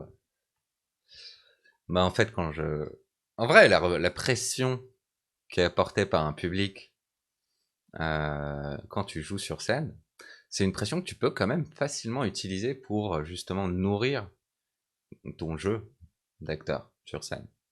Et j'imagine que Aurélie est très au courant de ça et que toi aussi t'es au Ah courant ouais, de je ça pense. puisque Alors, chez moi, ça s'exprimait pas tout à fait comme ça. Moi, je faisais tellement dans mon ben quand j'étais sur scène que je dirais pas ça. d'accord. Ok. C'était pas un truc qui me portait, tu vois. C'est un truc qui m'a toujours attiré. C'est un truc sur lequel je finissais plus ou moins par être à l'aise. Par contre, du coup, c'était quand même un peu un moment de souffrance. D'accord. Après tu jouais des Quand trucs je, re- principalement de comédie et des trucs principalement écrits par toi et tes collègues aussi. Bah, c'est vrai que ça doit jouer, effectivement. Il y a un endroit où ça doit, Parce que déjà effectivement, ça a considéré. t'as aussi le stress de est-ce que ce que j'ai écrit, est-ce que ce qu'on a écrit ensemble, ce que j'ai créé complètement va être euh, apprécié. Et puis moi j'avais le fait que je devais jouer aussi des personnages sérieux. Donc C'est vrai. après je sais pas, c'est une théorie, Non, non, hein. mais non, non, mais il y a très certainement un truc où l'interprétation que tu fais des textes des autres euh, te place ailleurs Ouais, sur le plateau, je pense. je pense aussi. Ouais. Je pense aussi. Mais j'écoute, c'est une excellente idée, j'en parlerai avec Aurélie. Parce que du coup, c'est pas inintéressant.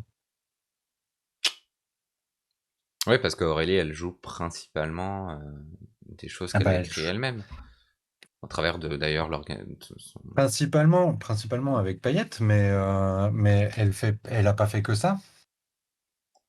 Elle a aussi joué les textes de Thibaut, elle a joué les textes, enfin, elle a aussi joué les textes de la cohorte, mais elle a aussi joué des textes d'auteurs de théâtre contemporain, classique. D'accord. Donc, en même temps, elle a fait le conservatoire. Oui, bah oui, forcément. Donc, il y a un truc où ça fait partie du panel d'exercices auquel tu te confrontes Comment ça se la règle? pour Moi, j'ai une progresser, je copine qui pense. a fait le conservatoire. Ouais. Ouais, ouais, Moi, après, j'ai. elle a fait un conservatoire régional, hein, elle n'a pas fait non plus le conservatoire national. Mais d'ailleurs, on peut en parler. J'aime bien l'idée qu'on ait une différenciation de reconnaissance entre les élèves issus des conservatoires régionaux et les élèves issus du Conservatoire national, en sachant que la formation est de toute façon pas nécessairement plus fournie dans un conservatoire national que dans un conservatoire régional, hein. Ça dépend complètement du conservatoire. Donc ouais. Mais la différence de traitement est clairement pas la même. Ouais, ouais, bah ça m'étonne pas du tout.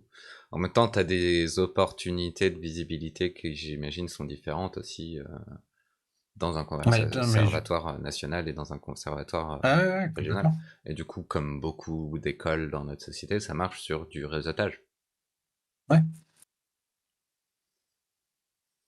Et par une forme de construction oligarchique. Enfin, je veux dire, du coup, c'est beaucoup de la cooptation entre élèves et entre la sélection à l'entrée. Aussi, ouais, ouais, aussi. Ah, c'est quelque chose Le, avec le lequel truc, j'ai... c'est que l'entrée ne faisant pas tout, il y a un truc où je pense, c'est à vérifier, parce que là, du coup, je vais peut-être un peu loin, mais je pense que dans un conservatoire national, il y a de fortes chances que tu retrouves plus facilement des élèves comédiens issus d'une classe bourgeoise. Je dis ça, je dis rien. Là où je pense qu'un conservatoire régional sera peut-être plus apte à former les jeunes issus du territoire. Plus de candidatures pour le national. Ouais, ouais. Bah, oui, oui. Mais Bah, en parce que même du temps, coup, parce que les gens justement, savent que ils ont plus de chances de sortir de ce c'est conservatoire en ayant des opportunités d'emploi et tout ça. plus grande. Ah, mais c'est Plus clair. grandes. Mhm. Ouais, j'ai toujours eu C'est du mal clair. avec le réseautage et toutes ces conneries.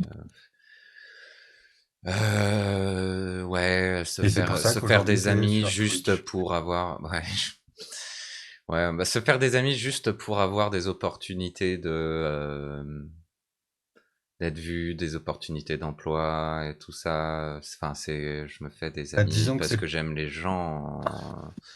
Le spistonnage, voilà, tout ça, Mhm. c'est dur, quoi. Les gens, Et du coup, je peux pas. c'est passage. Oui, ouais, ouais, ouais. Le réseautage, c'est pas se faire des amis. Le Non, non. réseautage, c'est se faire des relations de travail. Et du coup, c'est quand même pas la même chose. Si tu Ouais, te fais sauf des. qu'il y a ce Si tu te fais. problème d'ambiguïté au sein particulièrement du théâtre où les gens Bah,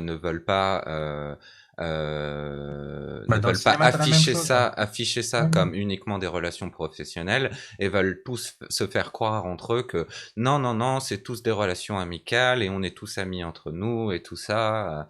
Sauf que bon, moi, je pouvais pas blairer bien des gens qui étaient capables de me donner un emploi. Et c'était hors de question que je leur montre pas à un moment. Ils me faisaient chier, quand ils me faisaient chier, je leur disais. Et bim, c'était une chance en moins d'avoir un emploi parce que Mais j'avais détruit leur idéal du travail avec que des gens avec lesquels mhm. tu t'aimes bien et tout ça. Comme en soi, du coup, il devrait être possible de construire un projet sur une construction de cercle amical. Je veux dire, l'un n'empêche pas l'autre, tu vois. Je veux dire, après, tu peux très bien aussi avoir des relations cordiales et simples et sympas avec des gens qui ne sont que des gens issus du travail. Mhm. Tu vois.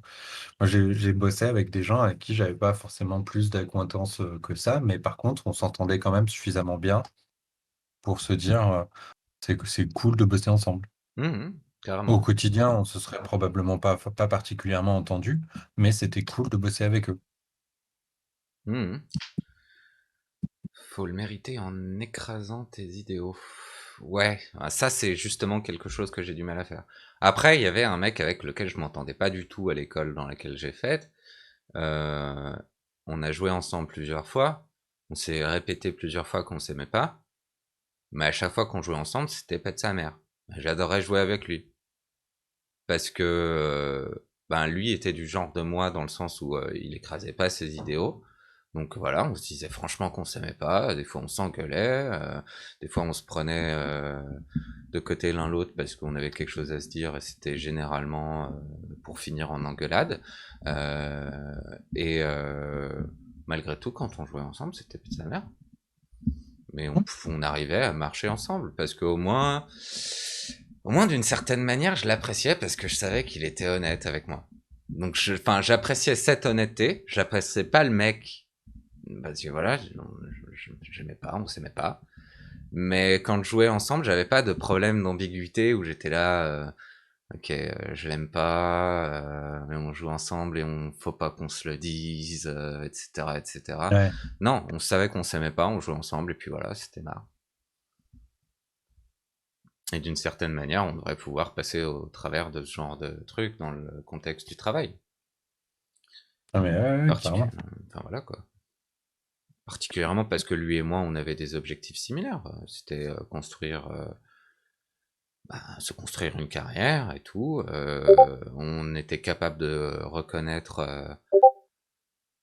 les compétences de l'un et de l'autre. C'est juste qu'on s'aimait pas. C'est dur la vie, hein. Non, en Discord, j'ai des gens qui se tapent le délire de se montrer les Twitchers qui font du softcore porn. Ah, c'est pour ça, je me disais aussi, il y a un peu du porn sur ton Discord, c'est ça en fait. Yeah. Ok. C'est OCB qui a commencé ça en parlant de Twitchers qui se faisaient principalement des vues parce qu'ils montraient, ils montraient pas littéralement leur cul ou leur sein, mais en gros, ils sont suffisamment, ils sont, voilà quoi, ils montent suffisamment pour qu'il y ait des gens qui soient intéressés par ça juste pour la forme de leur corps et ils sont tapés tout un délire sur ça. Ok. Ouais, ça m'a un peu saoulé. Ouais, je comprends. Y a qu'à pas aller dans la section Just Chatting. Ah, voilà. C'est pour ça que moi j'ai un peu lâché Discord, hein. Mais Just Chatting, c'est par rapport à Twitch. Et en vrai, j'étais même pas en train de streamer moi. C'était des potes à moi qui streamaient, qui utilisaient mon Discord pour communiquer les uns avec les autres et qui ont utilisé mon Discord du coup. Puis ils Super. streamaient sur EU4 et ils se sont tapés un délire sur tout ça. Et le mieux, c'est que le mec qui était en train de streamer ne participait pas au délire. Et du coup, tout d'un coup, le mec qui était en train de streamer, tu l'as pas entendu parler et t'entendais les autres faire ses blagues et ses blagues et ses blagues encore et encore. Du coup, j'essayais d'interagir avec le mec qui streamait, que Streich, et de le faire parler un peu, de le faire reprendre son propre stream. Au moins, je suppose que grâce à ces pélos, il se faisait pas mal de vues. Je sais pas si c'était grâce à eux. Ils jouent aussi extraordinairement bien, donc les gens qui s'intéressent à EU4 devraient avoir de l'intérêt à le regarder lui. Mais ouais, je trouvais ça un peu dommage parce que j'aimerais bien qu'il marque ses streams de son identité et pas de l'identité de gens qui prennent la parole par-dessus son stream. Ah, mais parce que du coup, il parlait sur le stream. Bah, ils étaient tous dans le Discord et ils parlaient ensemble.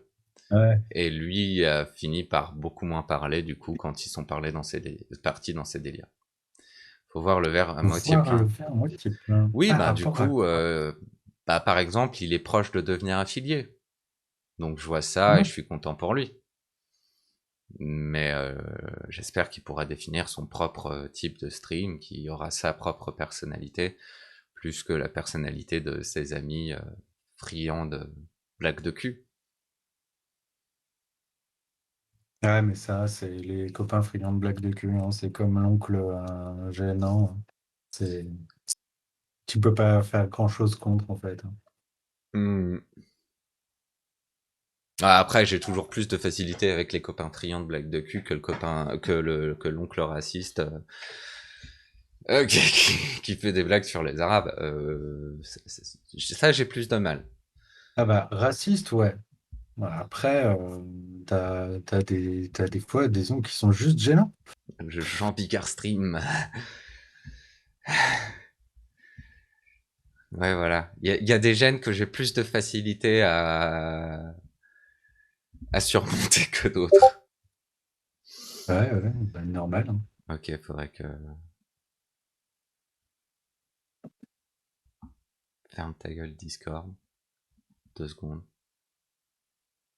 Si je baisse ça. Parle? Ouais, je Ok. parle, c'est d'accord. Parce que j'ai deux Discord en termes de son. Et il y en a un, c'est les notifications, et il y en a un, c'est moi et toi. Donc ça t'aurait supprimé toi. Mais non, là, j'ai supprimé bien que Bah, les moi, j'ai des notifications. notifications là depuis tout à l'heure, hein. Je pense que du coup, c'est sur ton Discord que c'est en train C'est de ça. s'animer. Et, ah ouais, ouais, ouais. Ne regarde même pas. Ne regarde même pas. Bah, c'est trop tard. C'est trop tard, putain. Fais chier. Ça m'intéresse pas, donc je vais pas approfondir, mais ouais, ouais, écoute. Il n'y a pas des, je sais pas, ou temps, ils font ce qu'ils veulent, hein. Et puis en même temps, c'est ton Discord. Tu fais bien ce que tu veux Ouais, sur ton ouais, ouais. Discord, non? Bah pour l'instant, je les laisse tous venir. À un moment, soit je créerai un autre Discord avec des gens, avec des gens que, Venez, venez, venez. Allez tous vous faire enculer maintenant. soit C'est une je, bonne stratégie, je pense. Ouais, ouais, ouais, ouais. ouais. Bah, tu sais, c'est l'histoire de plein de Discord, hein, de gens qui ont créé des Discord et puis que leurs Discord sont complètement partis en couille par rapport à leurs émissions ou leurs principes d'émission, Ce qu'ils voulaient faire à la base, ouais, ouais, ouais. ce qu'ils voulaient à la base. Pour l'instant, j'ai les ouverts à tout le monde, donc effectivement, ça va partir en couille. Mais écoute, c'est pas grave, ça me permet quand même d'avoir un truc sur lequel aller quand je veux discuter avec les gens, enfin jouer avec les gens et pouvoir parler avec les gens. Et puis, si j'ai envie de créer un Voilà, truc. mais je suis en train de cogiter. On est samedi, il n'y a pas manif aujourd'hui? Si, normalement, si. Et la dernière samedi, j'ai essayé de trouver un live de la manif. Mais j'ai pas trouvé, hein. Tac, tac. Là, sur Twitter, direct, je tombe sur Révolution Permanente, direct. Euh, Moi, c'est tac, tac, Facebook. tac. La modération, faut la faire en... Oui, sinon c'est comme les champignons. Ouais, je suis assez d'accord. Faut la faire. Donc manif Ah ouais. contre les licenciements à Paris. Les raffineurs de Grand Puy arrivent à la gare de l'Est pour rejoindre la mobilisation qui partira de l'Assemblée nationale à 14 heures. Donc ça, c'était il y a 2 heures.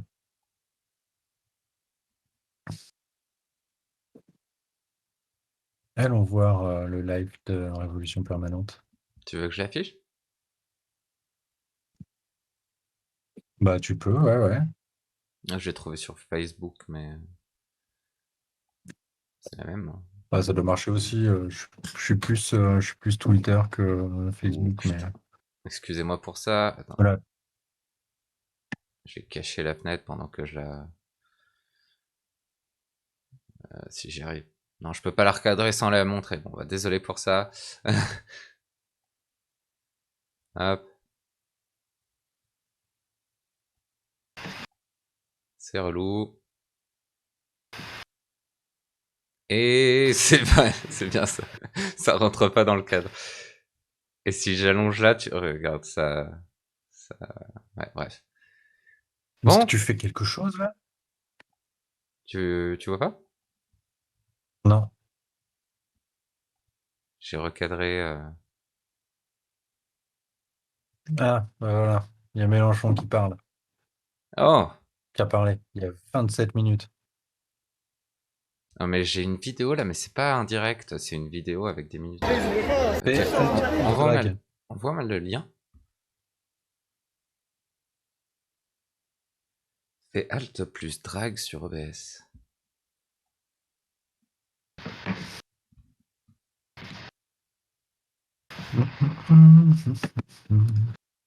Oh, Hop. merci mec. Je t'ai envoyé le Merci lien beaucoup. Le problème c'est que je... dans la conversation Discord. Ok. Et donc le direct est dans Média. Bah, Ah, en fait, pas un direct vidéo, c'est un live tweet. Du coup, tu as une suite de tweets. Si tu descends là, le dernier date d'il y a 23 minutes. SKF est un grand groupe qui touche des aides de l'État, mais licencie quand même. Aujourd'hui, Licenciement. la lutte contre les licenciements va être un combat difficile contre le patronat. Et c'est tous ensemble qu'il va falloir le mener. Lucen, Namchi, DSKF. Je mets la vidéo. Voilà. Bah, tu peux, ouais, carrément. Écoute, pour nous, c'est important de venir parce que quand tu vois un grand groupe comme SKF qui touche beaucoup d'aide par l'État et qui licencie des gens, Alors, alors qu'il a une j'entends activité absolument rentable qui rien. est sur Je une ne petite vois ville comme absolument rien. Avalon, qui est très impactée par le chômage. Donc on est venu pour se battre pour Pourtant, nos familles, pour nos salariés, pour tous les petits commerçants, sans oublier les petits sous-traitants qui travaillent pour nous, qui sont à peu près une cinquantaine, il ne faut pas les oublier non plus. Donc voilà le but de la... Vous êtes en grève depuis un moment là sur le site, vous refusez Et là, les j'ai entendu un licenciements, truc, vous mais ça refusez le venait de PSE. mon téléviseur. On se bat contre le PSE, c'est une machine qui est mise en place par l'État. Un PSE, c'est très très dur à vivre, surtout pour des gens qui ont pris des crédits, qui sont très très endettés, comme je vous ai dit la dernière fois. Et donc on est en train de se battre actuellement. On fait reculer un petit peu la direction, mais pas beaucoup, mais il y a quand même des avancées. On est en grève permanente. Hein. Et donc on Alors, est dans le attends, combat. parce que du coup... le live l'entend. Ça, je peux te le garantir. Ok. Je finis la vidéo. Et on se bat, on lâche rien. Là, tu la vois, Mais non? aujourd'hui, comment tu penses qu'on Hmm. peut faire reculer les patrons justement sur les licenciements? Parce que là, il y a les raffineurs de Grand Puy, il y a les TUI, il y a vous aussi, il y a beaucoup de boîtes voilà, qui sont touchées par des suppressions d'emplois. Comment tu penses qu'on peut gagner comme ça? C'est en étant solidaire, c'est que tout le monde ensemble dans l'entreprise, il faut se battre. C'est un combat contre le patronat qui n'est pas facile, parce qu'ils amènent leurs arguments qui sont injustifiés. Parce que je suis désolé, quand on fait du chiffre d'affaires, quand une entreprise comme la nôtre, elle fait à peu près en milliards d'euros, ça doit être 8 milliards d'euros, j'ai pas les chiffres exacts, mais c'est inadmissible de virer des familles comme ça pour regrouper, pour gagner quelques petits sous qui ne sont même pas valables. Et en plus, chez vous, c'est un bassin d'emploi qui est déjà touché par le chômage, c'est difficile de trouver d'autres boîtes. Ça veut dire quoi concrètement pour les salariés de se faire virer comme ça? C'est vraiment une grande détresse parce que, comme tu viens de dire, c'est compliqué pour les gens qui... Il n'y a pas beaucoup de solutions là-bas, il n'y a que 3 entreprises. Il y a Michelin par l'intermédiaire de la filiale de Pneus Laurent qui est menacée. Il y a SKF qui est menacé de fermeture. Après, les gens, Il il n'y se a plus passe un rien. truc, là? Sans oublier que le Tout taux de à fait. pauvreté sur Avalon, il est de 24%. Par rapport à une moyenne nationale qui doit être environ de 14% à vérifier Attends de un votre peu. côté. Donc c'est vraiment problématique pour les gens parce que ça aurait été une grande ville où il y a du boulot, il n'y a pas de souci. Mais une ville comme ça, c'est vraiment désolant de voir des jeunes, des pères de famille pleurer, ça fait mal au cœur. Voilà. Merci beaucoup, Lucien. En tout cas, on est avec vous. Parce que je Et suis revenu sur voilà, que vous Twitch êtes et toujours je vois rien. D'accord, bah tu vois, Kojira commente, le gars va avoir le doigt plein de Corona, parce que justement l'intervieweur prend son casque iPhone pour interviewer le mec avec le micro du casque, ou enfin son casque iPhone, son casque, quel que soit le casque, et ses écouteurs, pardon. Mais du coup, oui, on voit le mec qui lui demande comment il pense que ça va se régler. Donc effectivement, il répond que c'est en se mobilisant tous. Et si t'as rien vu, ben je sais pas, recharge la page. Moi, de toute façon, là, c'est loupé. Mais la prochaine fois, il faut qu'on s'organise pour qu'on puisse regarder des vidéos ensemble comme ça. Bah ouais, carrément. Et ce que je peux faire, en vrai, c'est éventuellement partager sur Discord. Faire montrer... ce sera... Ouais, bah après, là, du coup, tu peux... on est entre nous, mais tu peux toujours le mettre aussi dans le chat. Le masque sous le nez aussi. Ah bah ouais, ça... Le jour où... le jour où on aura autre chose que des gens qui portent leur masque sous le nez. Moi, ce que j'aime bien, c'est les familles qui ont tous le masque sous le nez. Tu vois, c'est les parents qui ont bien inculqué à leurs enfants. Non, bah les enfants, il faut mettre le masque sous le nez. Bah non, en fait, c'est pas ça. C'est pas ça. Non, mais à mon avis, c'est pas qu'ils ont inculqué, mais c'est que comme ils voient les parents mettre le masque sous le nez, bah ils suivent l'exemple. Hein. Ouais, C'est bon, on meurt pas d'avoir un masque. Hein. On peut respirer, il n'y a pas de problème. Je sais pas. Bah alors, Méluche, il dit quoi du coup? Les travailleurs qui s'organisent pour refuser les licenciements ont raison, car personne d'autre ne les défendra mieux qu'eux-mêmes. Les députés de la France Insoumise défendent l'interdiction des licenciements. Jean-Luc Mélenchon à la manifestation contre les licenciements. Ouais. Ouais, je me rappelle avoir vu un truc de Poutou l'autre jour, justement, qui appelait à la manif aujourd'hui. D'accord. Ah, Poutou. Qu'est-ce qui m'est sympathique, ce mec. Mais oui, il est, il est dans le conseil municipal de Bordeaux, lui, je crois, maintenant. Ah, je savais pas du tout. Ouais, si, je crois bien.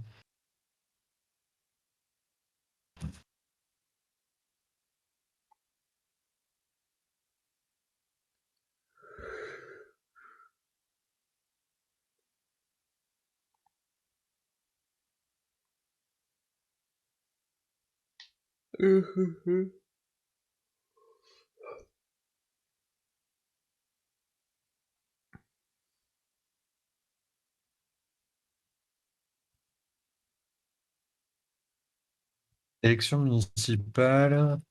Tac, un siège obtenu.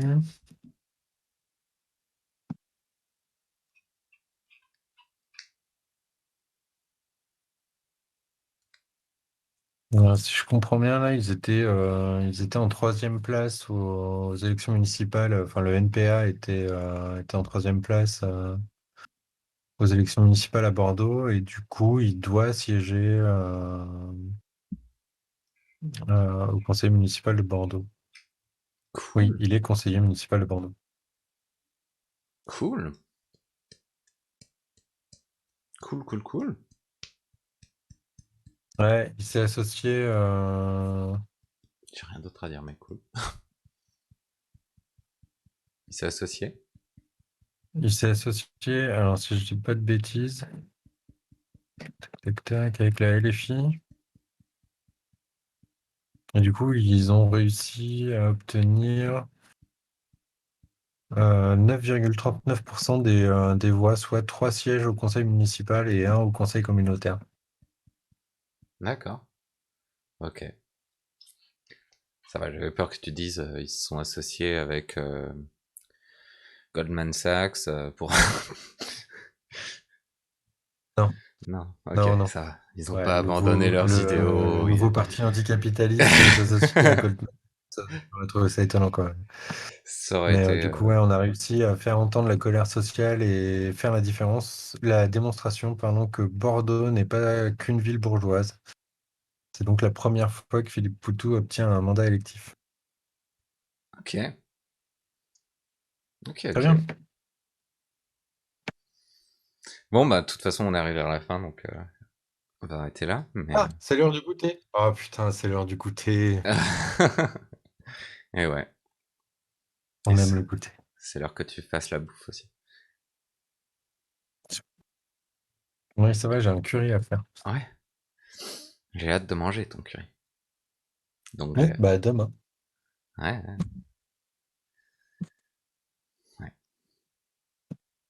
Putain, j'ai pas envie d'attendre Voilà. demain, moi. Allez.